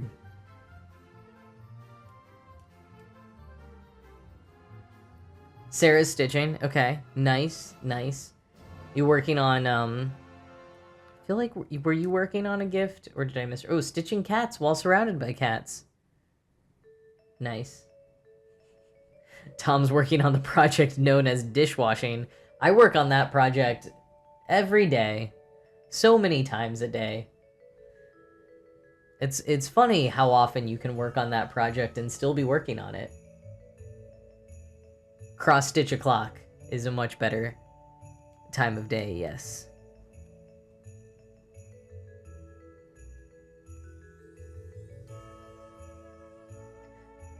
Oh, yes, Dor, you're drawing the guitar, and it's for an animation. That's very cool. Lauren's procrastinating on everything because baby overalls. I mean, that sounds like a fun reason to procrastinate, but you should also eat dinner at some point. I say while not eating dinner.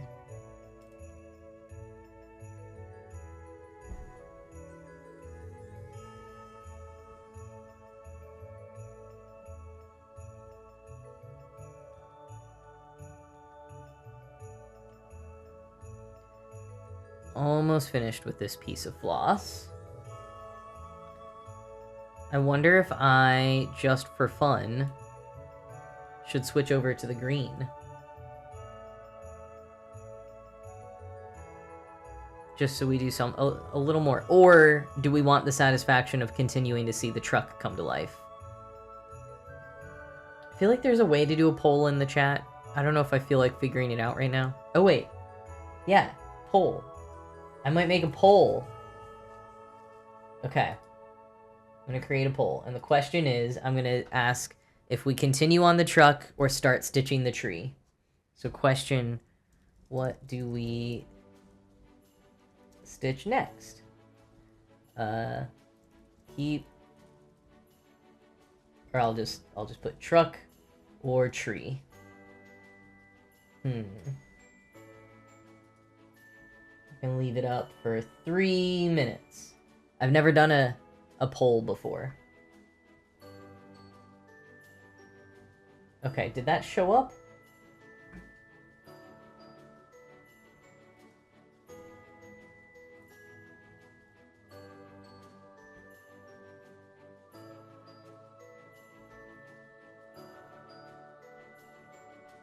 Truck or tree is like a Christmas version of trick-or-treating. Okay, wait. So I can't see this poll showing up anywhere. Do other people see the poll? Poll. I also feel like I can't pronounce the word poll tonight.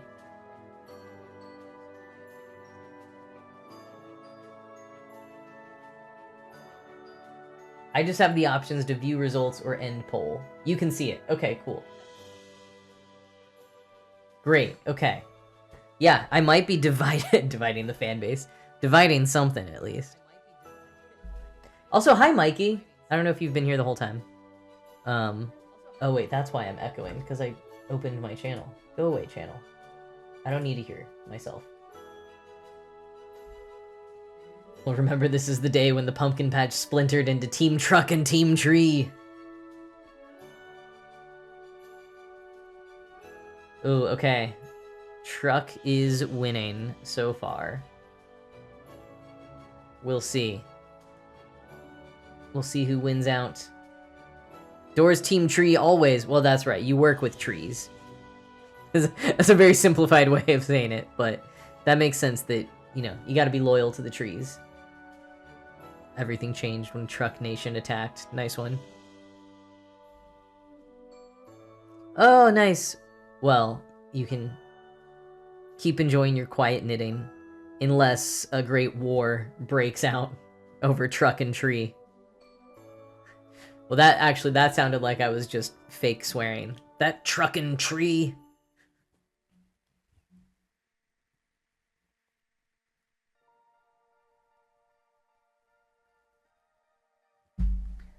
Okay, I think there's probably a little less than a minute left on the poll.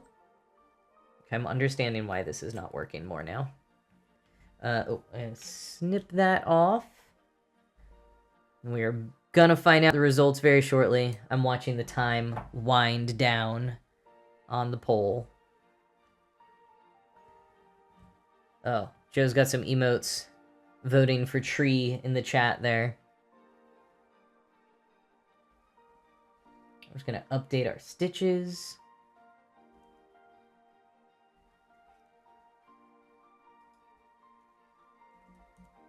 While we wait for the poll to end. Oh, it's almost there. I think it's about 3, 2, 1, and I will tell you, Truck has won. It looks, I think you can all see it. You all saw it before I pressed the button. All right. 5-3. We are going to continue stitching the truck. Works for me.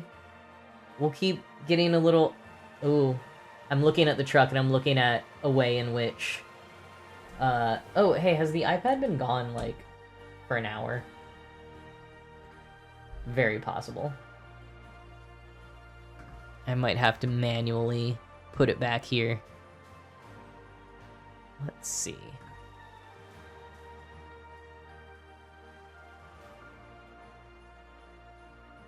Even that didn't work.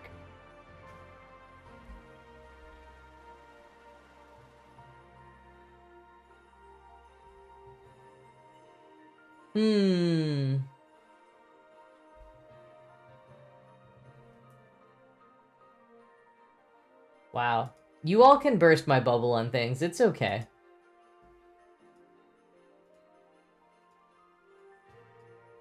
I think this is when my computer kept being like, there's, like, you're overloading the USB, so you should... Oh, wait, am I frozen now? Okay.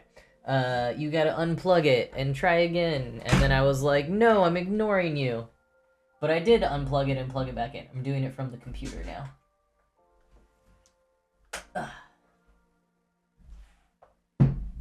Well, that might just have to be what it is tonight, unfortunately. Thanks, Dor. Have a good night. Enjoy the rest of your drawing and animation, or just sleeping, because it's late.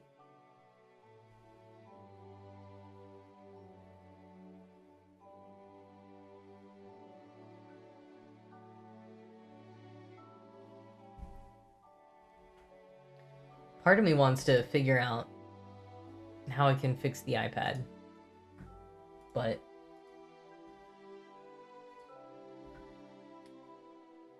part of me also is just like, maybe I can't. Ooh, okay, wait. Slight progress.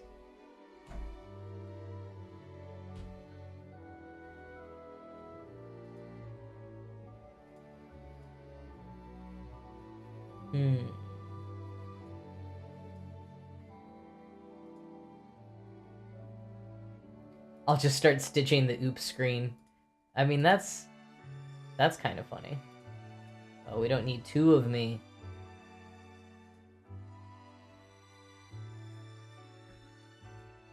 Okay, it keeps sort of changing every time I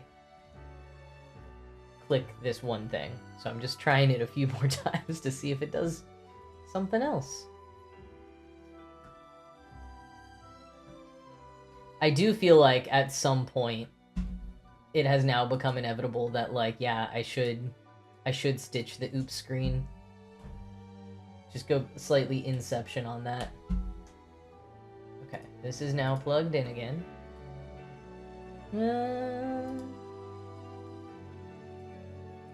Well, alright, that's what we're doing for now. Everyone voted for truck, so I gotta stitch some truck here. Is this what I want to do? I feel like there was another piece of floss that I was using instead. But maybe not.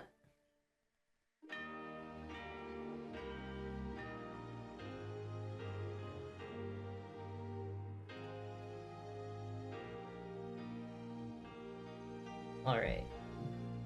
Getting back into the truck.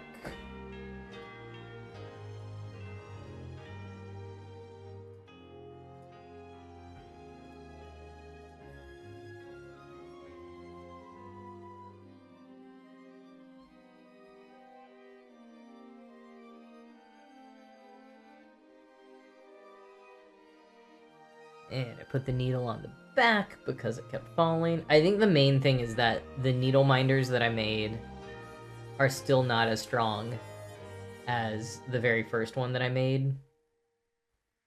Like, I bought stronger magnets than the first round of magnets that I bought that didn't work at all. So then I got stronger ones. But I think they're still just, like, not quite strong enough.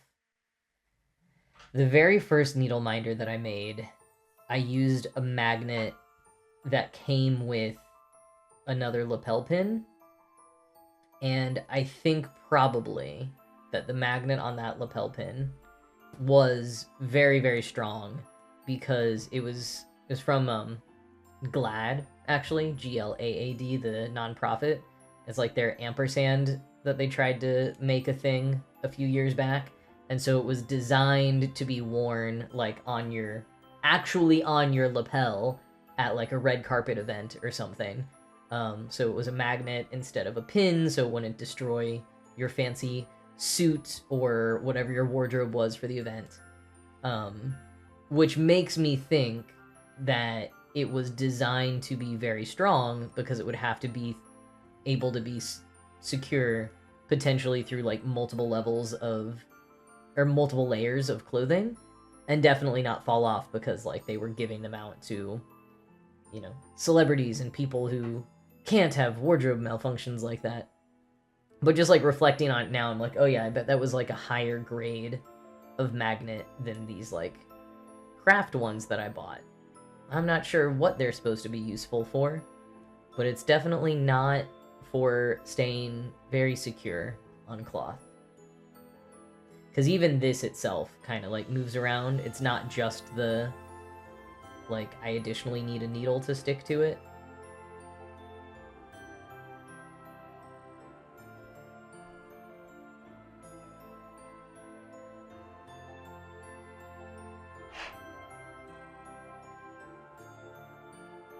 Alright, this is the thing that I was noticing right as the poll ended, which is that this little section I'm stitching right now, I'm gonna have to jump over here, and I wish that I had just finished up down here so that I wouldn't have to do this jump. Just because, you know, the floss, like, might show up, excuse me, from behind or something like that. And now I gotta count stitches. So, I'm trying to remember who it was who asked earlier, but so what I'm gonna do right now is I know I need to be 3 stitches over from here, so I'm literally just gonna use my needle to feel it as I count, and I'm gonna go 1, 2, 3, and then I like to start in this top corner, the top right corner, so I just went up a little bit, but there's that was the 3. And I don't usually push the needle up quite so far when I'm counting, I just kind of like feel it as it goes from hole to hole, but just so you could see it on the camera, I pushed it up all the way. And yeah, I think when you're doing just a handful of stitches, that works, or other, like, similar strategies, but I did like Dora's suggestion, if you're, like, really jumping across a pattern, to put other pins in, like that's pretty clever. Oh, I guess I did 1, 2, 3, 4. Okay. Gonna see how much of this truck we can get done. I mean, we got the whole bed of the truck to do still. I keep moving the iPad as if you all can see it, and you can't. It's so sad. And I don't know what happened this time. Let me actually just try a whole other thing, starting really from the beginning. Whew.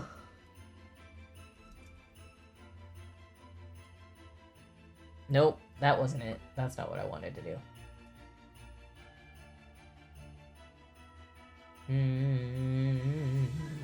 Ah, that's what I want to do.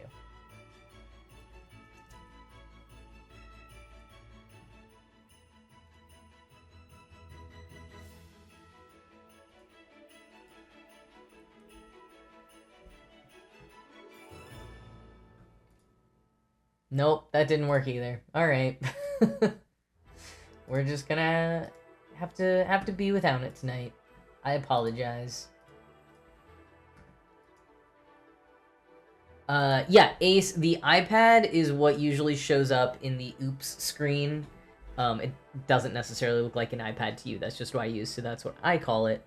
But it shows the, like, pattern tracking app that I use, so you can kind of see the pattern that I'm stitching as I go along, which is just, I think, a kind of fun thing to get to watch and have a little context for.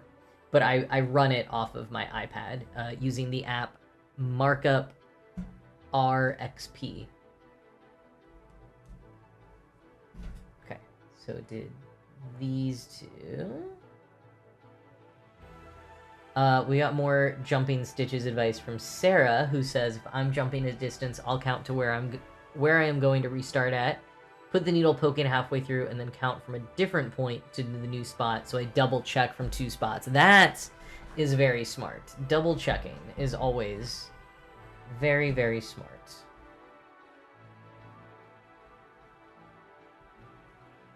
Oh, excuse me.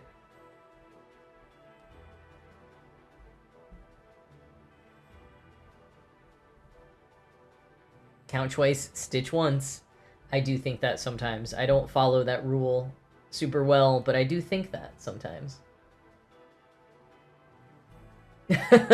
Yeah, or you can do what Tom says of count once, second guess myself, count again, and then do it wrong anyways. Yeah, so I just really related to that. It was really good. Yeah, count once, second guess, count again, do it wrong anyways. That's how I do so much of my life. Like, not just cross-stitching, but especially cross-stitching. I feel like that's a little bit of how I was with Christmas lights this weekend, where I was just like, oh no, what I thought in my head would work has turned out not to work. Oh wait, I have this solution. I'm gonna go drive to another hardware store and buy this thing, and it's gonna fix everything. And then I get back and I'm like, no, I completely misevaluated what the problem was. This is not the solution. And then, so yeah, just the like trying it multiple times and still getting it wrong is my MO, really. That's how I do a lot of life.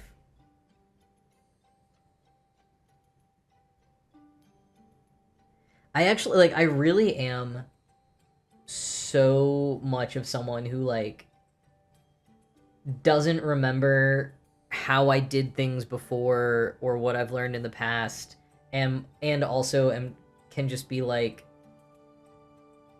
awkward or clumsy about how I do things even when I do remember how to do them or have done them a million times before, that I am just someone who, like, always looks like I am doing something for the first time, even if I've done it, 50 times before.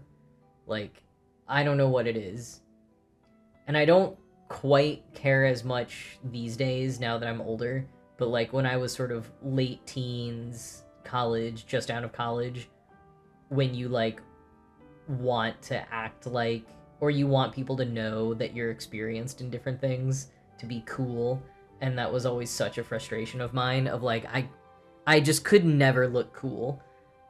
There would be things that and not necessarily like good life choices things, but there would be things that like I had done many times. I knew how it worked, but I just still came across as so clumsy and awkward with it that people thought I was doing it for the first time, and then they would like judge me in that like popular kid judging a nerd kind of way. And I'd be like, oh, I worked so hard to not be seen as the nerd, and yet I just can't shake it. Every method is valid. Everything's a learning process. Yeah, what have we been saying all night? It's all about learning.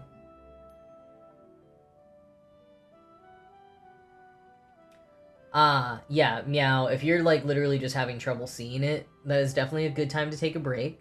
A few pieces of advice I have on that. Light, get an extra light. I saw often like when I'm not streaming, I'll just use like a book light and snap it to the hook if like the lamps or the overhead lighting is not enough. So light can make a huge help. That's not really a sentence, but we're just gonna roll with it. If you do wear glasses at all, try wearing your glasses if you're not wearing them.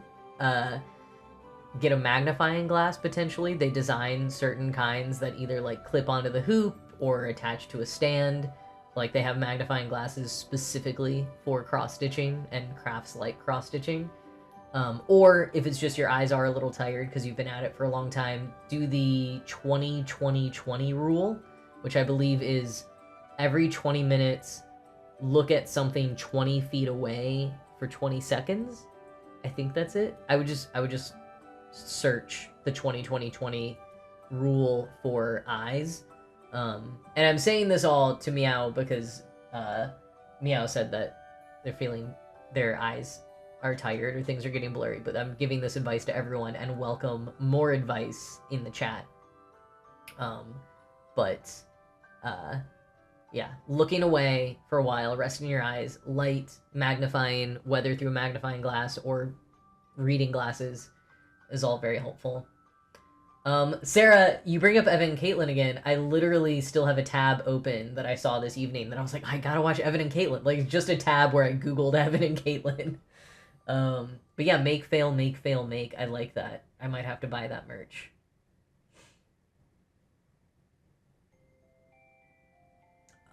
Tom, very good point about the difference between doing things in front of people and doing things not in front of people. Of the as Tom says, the difference between I can do this too, I absolutely cannot do this, and will in fact fail spectacularly just for funsies. Yeah. Definitely doing things in front of people, I choke. I'm a big, like, I just freeze up when I get nervous about someone watching me doing something. So it's not even like always in front of people, but if there's like any kind of stakes, even if the stakes are made up in my brain, I will freeze. But back on the vision thing, Sarah recommends blinking because there are no weeping angels where you are, so blink. You know, you assume. Sarah, you are assuming there are no weeping angels.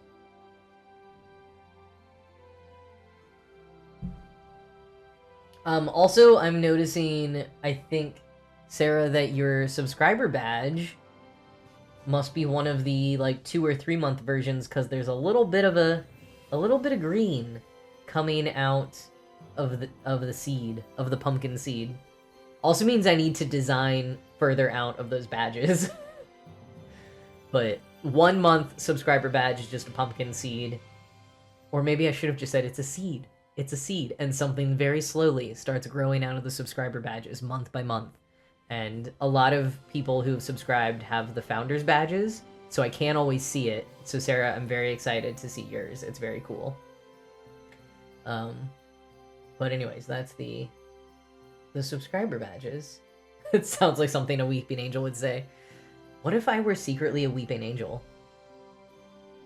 Have we ever, throughout Doctor Who, and maybe this is spoilers, I don't know. Gosh, also remember when River Song GIFs or GIFs of her saying spoilers were just all over Tumblr constantly. Sometimes I say the word spoilers and I still see that GIF. I don't even just see like River Song saying it, I specifically see the GIF. Yes, I say GIF. I'm not sorry. Anyways, has there ever been an episode where Weeping Angel was in some kind of disguise? Because to me, you can clearly see that I am not a Weeping Angel. But maybe, I don't know, I've missed a lot of Doctor Who.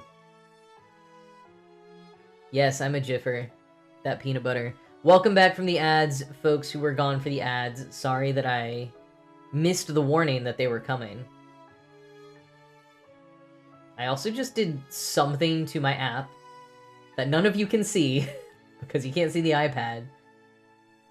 But I think I might have just accidentally discovered some kind of shortcut on it. And it's very cool, but I'm not totally sure how I did it.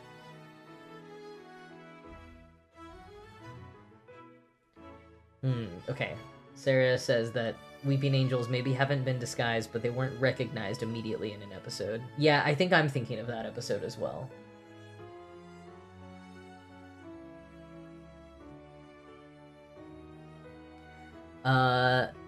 Yeah, Meow, I feel you about being like, no, I'm not at that age to need that kind of glasses yet, because I keep thinking about how I might need glasses like that myself. And I think cross-stitching is potentially contributing to that. Cross-stitching in lots of screens. I think there has been at least one live stream where I folded and I put my glasses on while I was live streaming. Because I was stitching on that rough linen and I just couldn't see it, especially with this whole camera setup. Which I set up so poorly today, by the way. It really works in terms of me being able to see my hands, and it's a decent image, but the camera's just blocking my face and the microphone. So thank you all for putting up with a lot of that kind of stuff today, but those of you who come week to week know that that's what you get here with Jack is not a bird. Just like weird, not quite working tech stuff all the time. I'm holding out in case I get that slightly different tripod arm for Christmas, because I asked my dad for it. And then if I don't, I will just buy it myself. And similar to with the Christmas lights, how I keep being like, no, this one thing is gonna fix it all. I slightly believe that about this other tripod. and it probably won't really fix everything. But I have an idea of how it might make things better, and I'm holding on to that idea for now. I'm a real human, not an AI robot. I like to believe that. I appreciate you saying that. That is actually one of my beefs with AI. There's so many very large beefs to have. But one that I have is like, people are so conscious of trying to spot AI, and as we should be. Like, I like that from a responsible media literacy perspective. But I think the ones that I'm more annoyed with are the ones who try to, like, gotcha about, like, oh, this is AI. And I have seen instances of people accusing things of being AI. I've seen it happen more with writing than with visual art. But they'll accuse things of being AI that aren't AI. But I think more than that, because that doesn't happen that often, I think more than that is just kind of like the mindset of... It's tough to articulate, but it's sort of like, I think just as an artist, it annoys me when people think there are certain tells for AI. And, like, yeah, there absolutely are. And when real humans create art, they sometimes have some of those tells as well. And so, I don't know, I feel like a lot of real human art is now being viewed simply through the lens of, is it AI or not? Or, I feel like I slightly lost the thread here.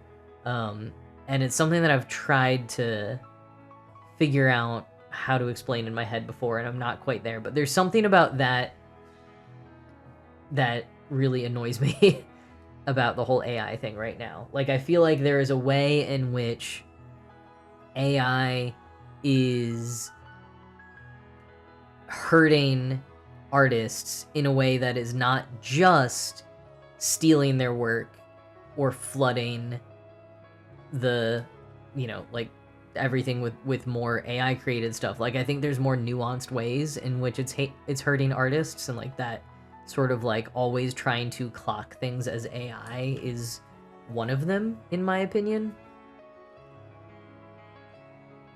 Kind of like the art version of Transvestigators. Yeah, where it's like, obviously that is most harmful to trans people, but it is also harming cis people. So I think that's actually a really great comparison. Like obviously there is the bigger issue with AI, but then like there is this not insignificant other issue. There's a lot of other not insignificant other issues with both transvestigating and AI, but I continue to say that that's a great example.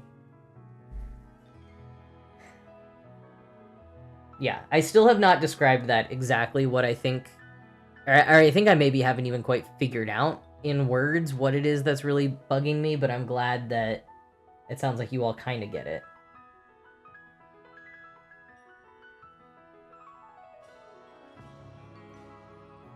Yeah, Tom, that's a good way to say it, like casting suspicion on whether or not that art is legit. Yeah, it's like we can have conversations about if my art is, I don't want to say if it's good. I don't really like care about if art is good, but like, I don't know, we can have like I welcome critique of art within critical spaces. But that's different than just saying like, nah, a human couldn't have made this. I don't know, maybe I'm even like coming a little bit from a defensive perspective for like students. I mean, so many students are using AI right now, and a surprising number of teachers are as well. But like, I remember being really grateful that I either was a student before the technology for like just loading up an essay into a website and getting a score on whether or not it was plagiarized was a thing. Either that wasn't a thing, or I just had like teachers and professors who didn't do it. Yeah, I don't know how that would have even worked technologically when I was in high school. So I'm really grateful that we didn't have that, because like I was so scared that I would have gotten flagged for that, even though I wasn't plagiarizing anything. But like, I don't know, can definitely, if I'm like reading a book, maybe I'll start writing a little bit more in that style. Like, especially when I was a teenager, I would do stuff like that. And so I just feel like I so would have been one of those students who got flagged for plagiarism when I didn't. And I think about that a lot with students now who are like getting accused of using AI. And I'm like, how many of them like weren't and just have some kind of writing style that got them flagged for that?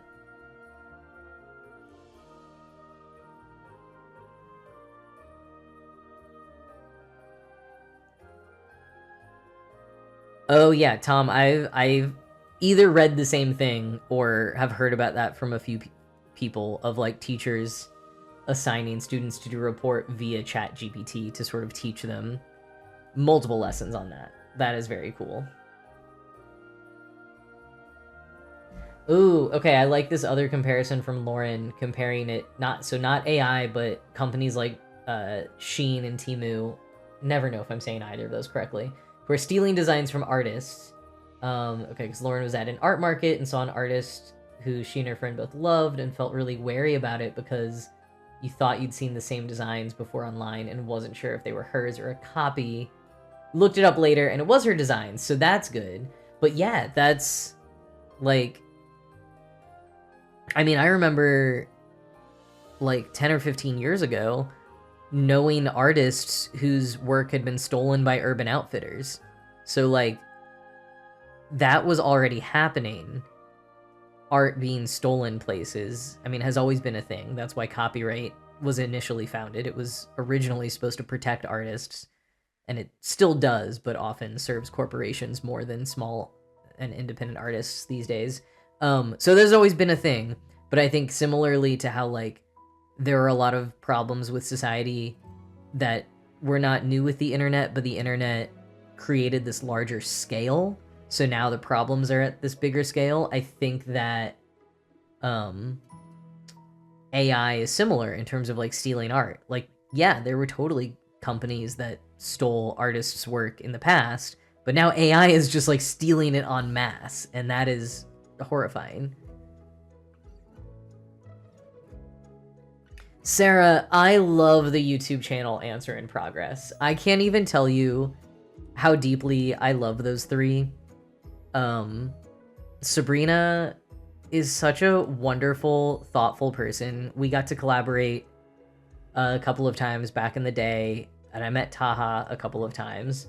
But the work that they do with Answer in Progress is just so good. I love their video production. I love the questions that they seek to answer. I like how they do their research and present it. So this is just my big thumbs up for people who have not watched any of Answer in Progress's videos to go watch. And I bet if you go to their channel and like scroll through their videos, you'll immediately like bookmark 5 of them or more, because you'll just be like, ooh, yeah, I want to know this. I want to know this. They're doing great work over at Answer in Progress. But okay, so they did one on AI and art. Yes, I have not watched it yet, but I think I saw like one of the shorts that they cut down from it. One of the artists they talk to uses a closed AI program that takes prompts and learning just from them and what they've put into it. Yeah, I mean, this is the thing. Like, language learning models are not inherently bad to my understanding. And I think when you can have closed systems like that, that can be really good. And I believe, I do not know too much, but I believe there are a lot of ways that they can be really helpful in aspects of science, especially medicine. But the sort of, I don't know, techbro.com bubbly AI crap that we have being shoved down our throats right now is what I have more of a problem with. Yeah, and to be clear, I met Sabrina and Taha long before Answer in Progress was a thing. But because I mean they were quite young at the time. I think when we were filming, it was still one of those like Sabrina's mom was in the room while we were shooting Will It Waffle. She was like 17 or something at the time. But yeah, Answer in Progress is great. I think that's part of it is like I met them all before they did it, so I have this like extra little bit of like, oh man, they're doing such great work now.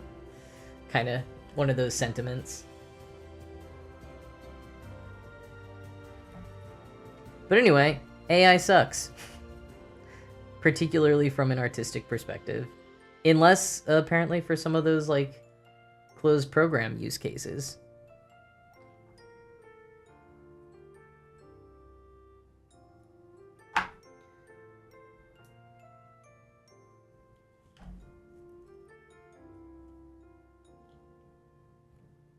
The truck is trucking along. Look at that. I don't think I will quite finish it tonight, but maybe. I feel like we're kind of close, that I'm a little determined to finish the bed of the truck. I wish you could see the pattern to agree with me or not. Alas.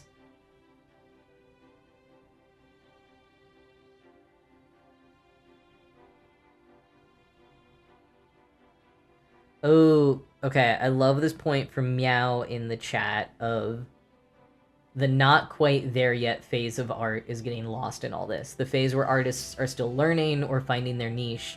Meow wants to see that too, but with AI, so much perfect stuff gets thrown out there. Like Meow started to get back into photography last year and really miss seeing other people's photos that are imperfect. Yeah, imperfection is like my favorite thing about art. So I am so there with you. And it also, like, if people are so used to seeing just perfect AI stuff, then they're not going to have that, like, appreciation for the imperfect. They're only going to see the imperfect as bad. And then that is going to prevent people from getting into whatever art form. Because no one starts any kind of art being perfect. I mean, who's ever, like, perfect? But you always have to be, like, a lot worse. You have to take the time to learn it, and if people don't like see any representations of imperfect art, then they're going to assume that they just suck at it in a way that they can never get better, and they're not going to like push through that. That is such an excellent point.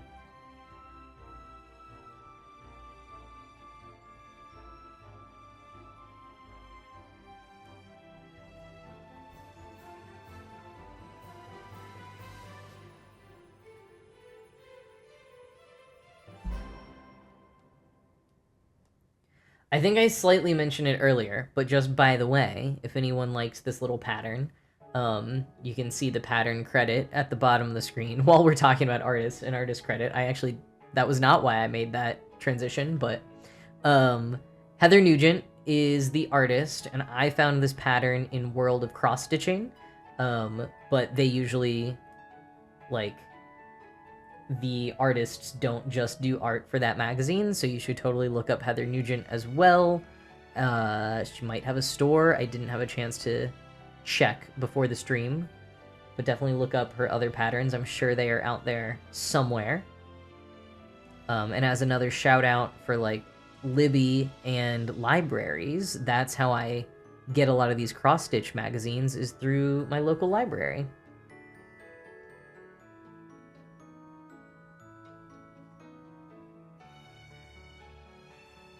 Oh, Sarah, such a strong point about loving the imperfections in other people's work, but having trouble accepting it in your own. Yeah, I'm totally a perfectionist. It's something that I've worked hard to, like, to be less of a perfectionist throughout, like, my whole life. It has been a lifelong struggle. And sometimes I even, like, I feel like I can be a perfectionist about saying I'm a perfectionist, where I will get embarrassed to say that I'm a perfectionist because I feel like the work that I produce is not good enough for what people think perfectionism means. I just realized that's a thing that I do, and that's very ironic. But I think, like, a thing a lot of people don't realize is that perfectionism can often lead you to make, like, to create a worse product or to do worse work, whatever, because you get, like, so in your head about it, or you can't start because you have all these ideas of, like, if it's not perfect, then it's wrong or it's bad or whatever. At least myself and many other people I know who are perfectionists, this is how it is for us. Like, our standards are just so high that if we don't meet those standards, then it's terrible, which then, especially if you're on, like, a deadline, can lead to your work being even worse than it would have been if you weren't so in your head about it. So because of that, I feel like a lot of my work is not up to my standards, and then I don't even want to say that I'm a perfectionist because I feel like someone will look at my work and be like, nah, that's not good enough to have been from a perfectionist.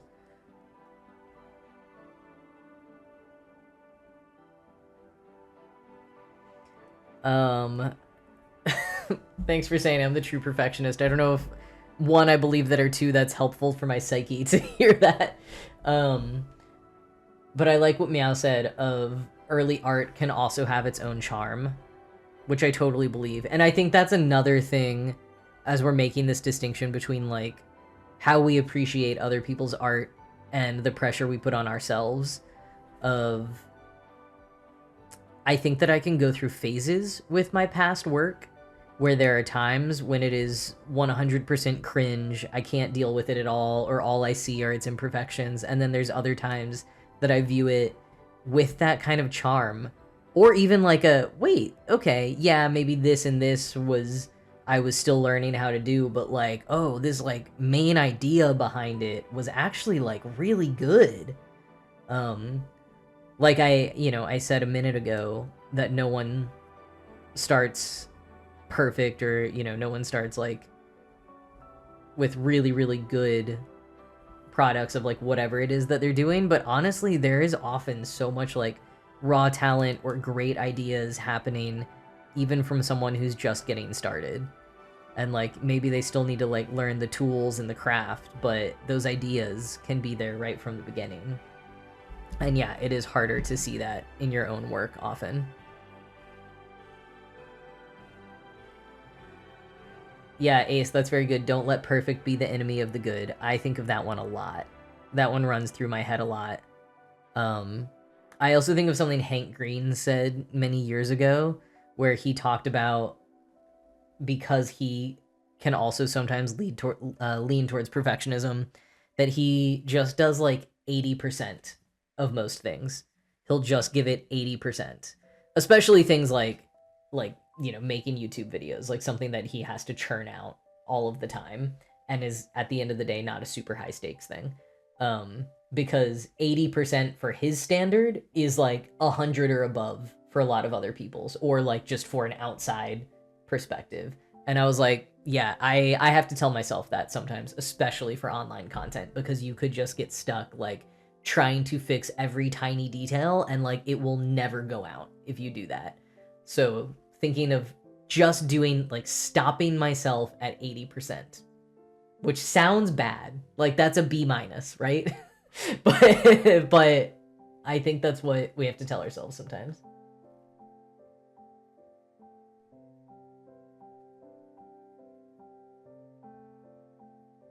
Oh, that's an interesting thing, Sarah. So the perfectionism can lead to procrastination because it would make it hard to start, but also if you didn't leave yourself enough time to do well, it's okay. It wasn't good because there wasn't enough time. I think I've fallen prey to that so many times in my life, but then I've also gotten in enough situations where like a big part of the critique would have been my time management. And so then I get stressed that I haven't started early enough, or that like, even though I started late, it needs to be as good as if I started months ago, because I don't want the critique to be about my time management.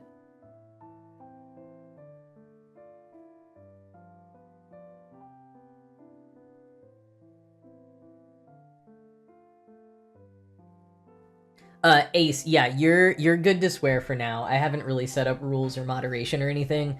I think Twitch might like auto flag it, but I'll usually just go in there and say it's fine.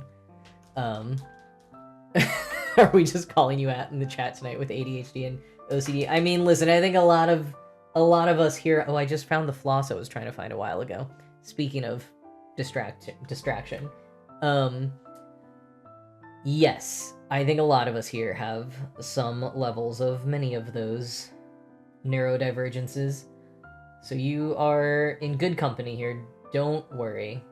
But yeah, I also, going back up to your gripe about AI, about how a lot of people don't understand how much businesses and corporations are misusing it and destroying spaces for real artists. 100%.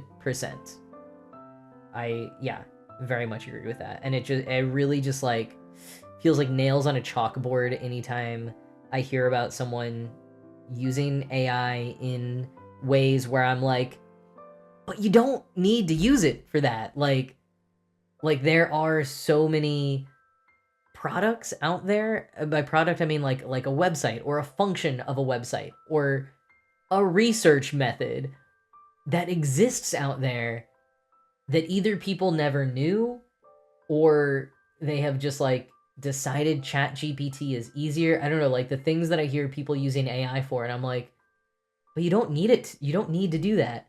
And like, I've got a boss right now who will occasionally use ChatGPT, and I've had a couple of tasks where she has recommended I use it, and the turnaround time has meant that I'm like, I'm still gonna try to do it my way without ChatGPT, but let me just like try and see what would happen if I used it. And it has not come up with anything better than my research has been able to do. In fact, it has been useless. And that's only one use case. I know there are ways in which it is actually useful, but like the times that I have tried using it for research purposes, it has not been at all helpful. And again, yeah, there's just some things that I hear people using it for where I'm like, but there are apps that do this. There are websites that do this. There is literally just a normal search engine that will do this. Why do you have to kill the environment and like add time on this website for horrible companies? Sorry, I'm ranting so much about AI.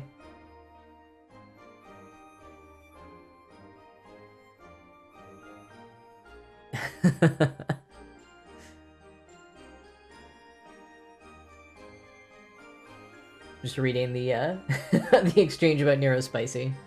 Great. Thank you, Tom. Yeah, I mean, I feel like everyone else is ranting in the chat too, so it feels like fair game.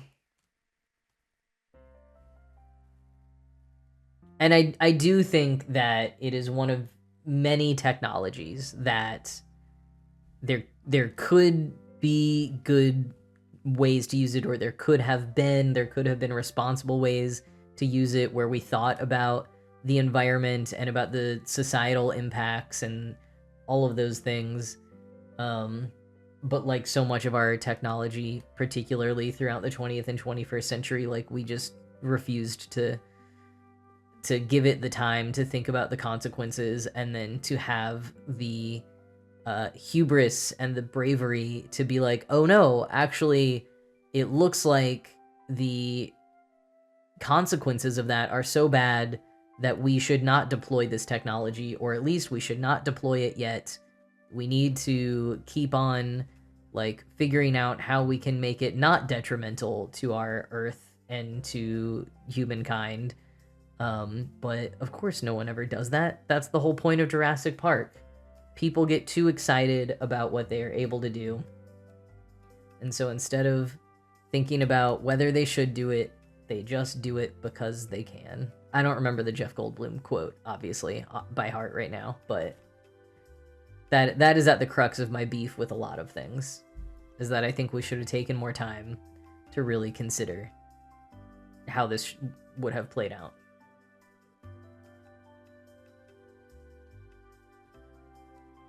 I think I might be able to finish the whole red part of the truck tonight. I'll scoot it over a little bit. Yeah, you can see it. And you know, it is not a coincidence that so many of us have fallen back into these kinds of analog crafts, the fiber arts, and woodworking, and gardening, and foraging, and all of these kind of hobbies that have really picked up in recent years. That is not a coincidence at all. And I'm really, really glad to see that happening, to feel it in myself and to see it happening elsewhere. That is one thing that gives me a little bit of hope, is how many people do now recognize the negative impacts of social media. Like, I feel like pretty much anyone will sort of joke, at least joke about the fact that, like, oh yeah, I probably shouldn't spend so much time on social media, at the very least. Whereas I feel like 10 years ago, if you said social media was bad, everyone thought that you were like nuts or exaggerating, or I don't know. But I was glad to see that becoming more mainstream, people recognizing social media as bad. Hopefully that'll happen with AI, because in the bubbles that we're all in on the internet, we critique AI a lot. But there are so many places in the world where people don't. But to go back to the little bit of hope, I'm trying not to be so doomy, so much doom and gloom. But yeah, I do think, like, seeing people want to take that time away from social media and away from screens and spending it in more analog ways, even if it's maybe not happening as much as it seems like it is, the fact that there is a trend towards that at all, I think is a good sign.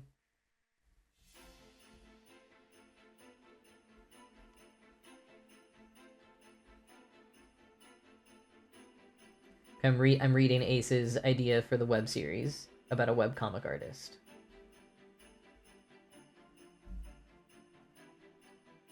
Oh, yeah, I like that. Okay, so the webcomic artist would get rejected by a business because the business is like, nah, we're just going to do AI. And hopefully that would make people be empathetic with the protagonist. Yeah. Yeah, I think especially if you, like, I'm trying to think of sort of, you know, building up either the stakes of why the artist really needs that commission, or how much, like, making art means to them, or maybe the fact that the business, like, used to work with artists and have, like, cut them all out. Yeah. That sounds like a great idea. Great story idea. Yeah, I think one reason that I also get a little angry on the business side is I was friends with so many people who were hired out on video teams when so many companies, especially media outlets, but like every kind of company, just built up these video production arms because Facebook was juicing their numbers and made it seem like everyone was getting hundreds of thousands of views on every video that went out. So then all of these companies thought, like, that's where we need to invest all of our money, and they built out these video production departments. And then when it came out that Facebook had just been, like, lying about those numbers, and that really the companies weren't seeing any kind of returns on all of this investment in video, they just completely shuttered those departments, and tons of people lost their jobs. And that was, like, so many people that I was friends with, but also a lot of the freelance work that I got. And I just remain very mad about that. And I think that's, like, I think it was both foreshadowing and, like, a microcosm of what's happening with AI. And it just, it really sucks when we just kind of, like, have to be at the whims of shareholders and VC bros.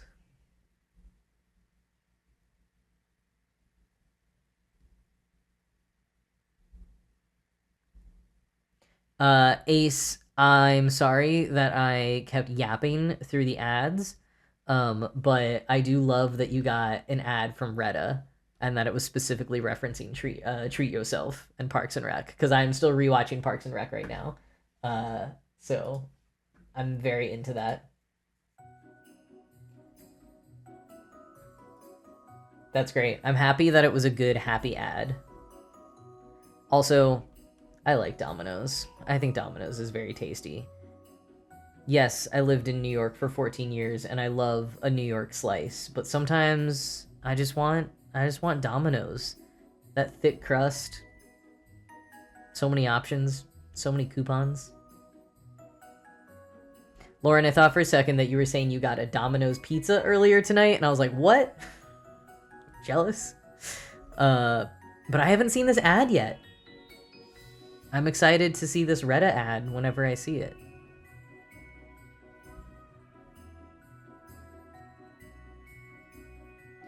Ace, I think most of what you missed during the ads was I was just ranting about the time when Facebook juiced numbers on video production, are on videos, and so then a bunch of companies like made video production departments, and then when it came out that Facebook had been lying about those numbers and the companies weren't actually getting any returns on their video production investments, everyone who had been hired in those departments was laid off, and that I'm mad about that.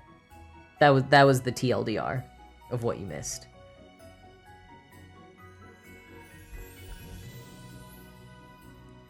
But I am getting close to the end of this truck. Let me just recount. Let me recount and then do it wrong again. So I want to...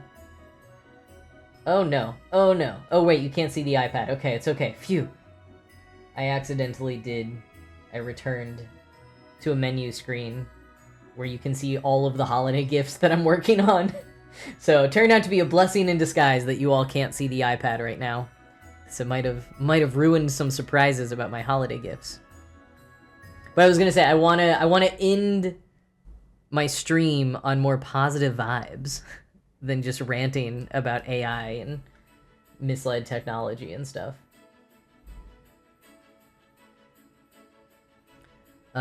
So if anyone has suggestions of other topics, no, I'll try to think of something as I finish up this truck. I mean, one thing is let's do a final roundup of how everyone's projects tonight went. Lauren finally had dinner, had some soup, that's good, with Parmesan toast, giving Domino's vibes. I like that. That sounds tasty. Oh no. I think I am going to have to get a new piece of floss for the last, like, 7 stitches. That's annoying. This one won't last the whole way. Sugar gliders are cute. That's a topic change. I'm trying to picture a sugar glider in my head. I just keep thinking of a flying squirrel, but that's not the same thing, right? Is it? Oh.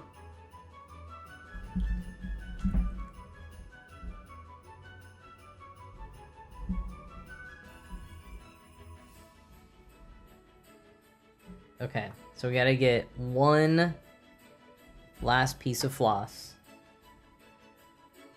Okay, sugar gliders and flying squirrels are not the same. Noted. Here's the thing. I know a lot about, like, I don't know, 19th century history and literature. That's not even really true. But I don't know a lot about a lot of really popular topics like animals and video games and, I don't know, so many things. Celebrity culture. I have my niches. I know a lot about those things. Don't know a lot about a lot of other things.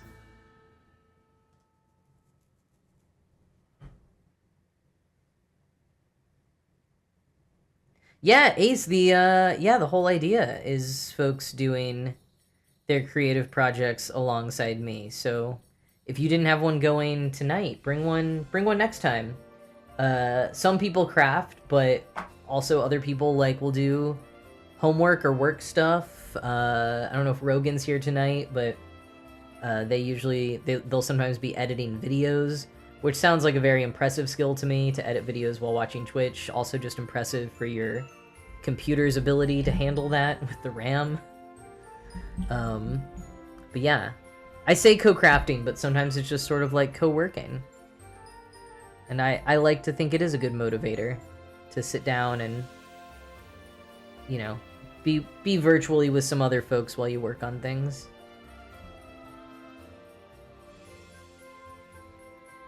Yeah, nice. Bring drawing, bring screenwriting for your new web series next time. Okay. Lauren making good progress on the baby overalls. Sounds like they have a deadline, so that's good. I mean, I knew they had a deadline.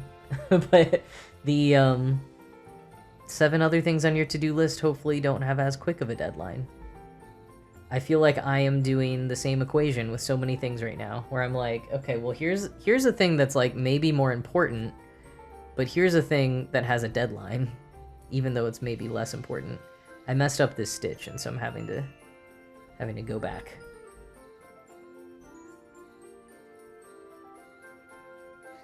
Oh no, 3 of the 7 have closer deadlines. Alright, well that's less good, but progress on something is still progress. Okay, Sarah's cats are mostly stitched. And I do hope you mean the cats that you were cross-stitching and that you did not stitch on the cats that were surrounding you. I feel like they might not have appreciated that. That also reminds me that I need to find all of the needles that I dropped when I end the stream.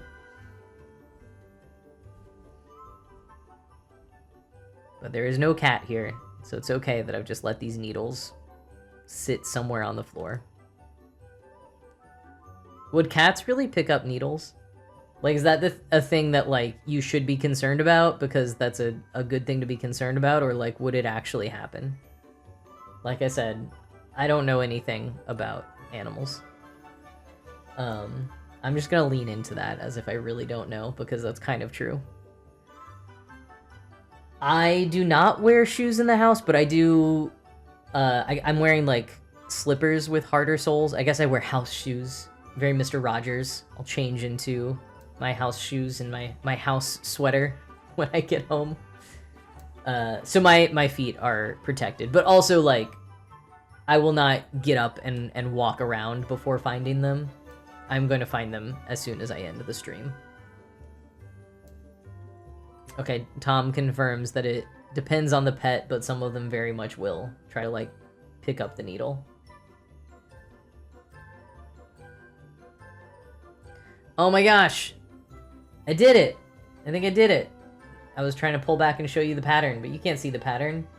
But that is all of the red. We did the whole truck. Nice! I just have to do the tires and, like, the handles and the headlight and stuff next time.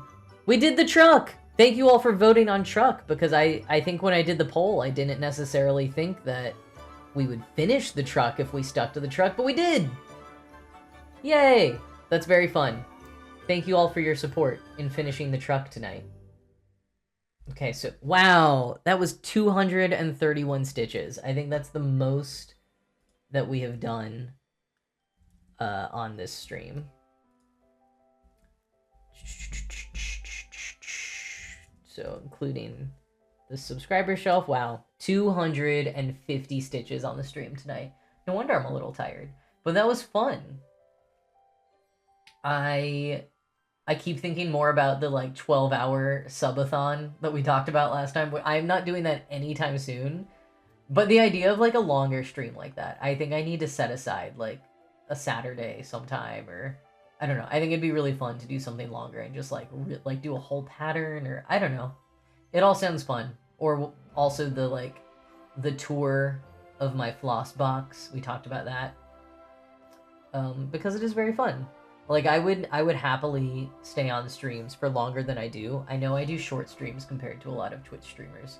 But it's just what I can fit in the schedule at the moment. But I really, truly enjoy it. And I enjoy being here with all of you and hearing about all the projects you're working on. So I think it'd be fun to do a longer one at some point when I can make it happen. But whoa, my eyes are tired now. Speaking of tired eyes, with all the stitching and the extra lights and the actual screens of my computer. My eyes are getting tired, so I am gonna start signing off now.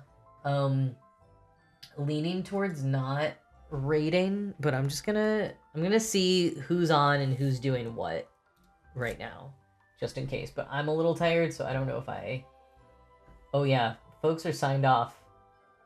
I mean, there are cool people in the, like, in the makers chat.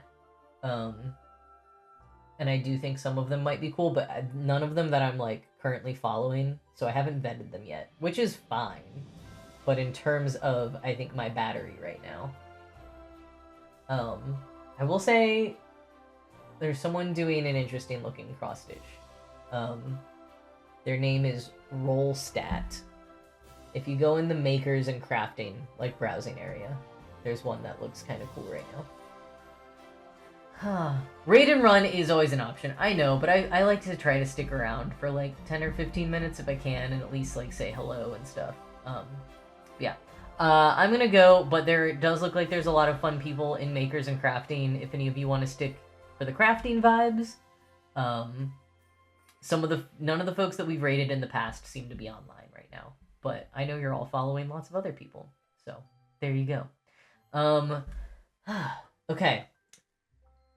Well done to everyone who made a little bit of progress on their projects tonight, and also I hope everyone else just had a nice little time, and I hope you have a good rest of your night, and I hope you have a good week, and thank you all so much for being here.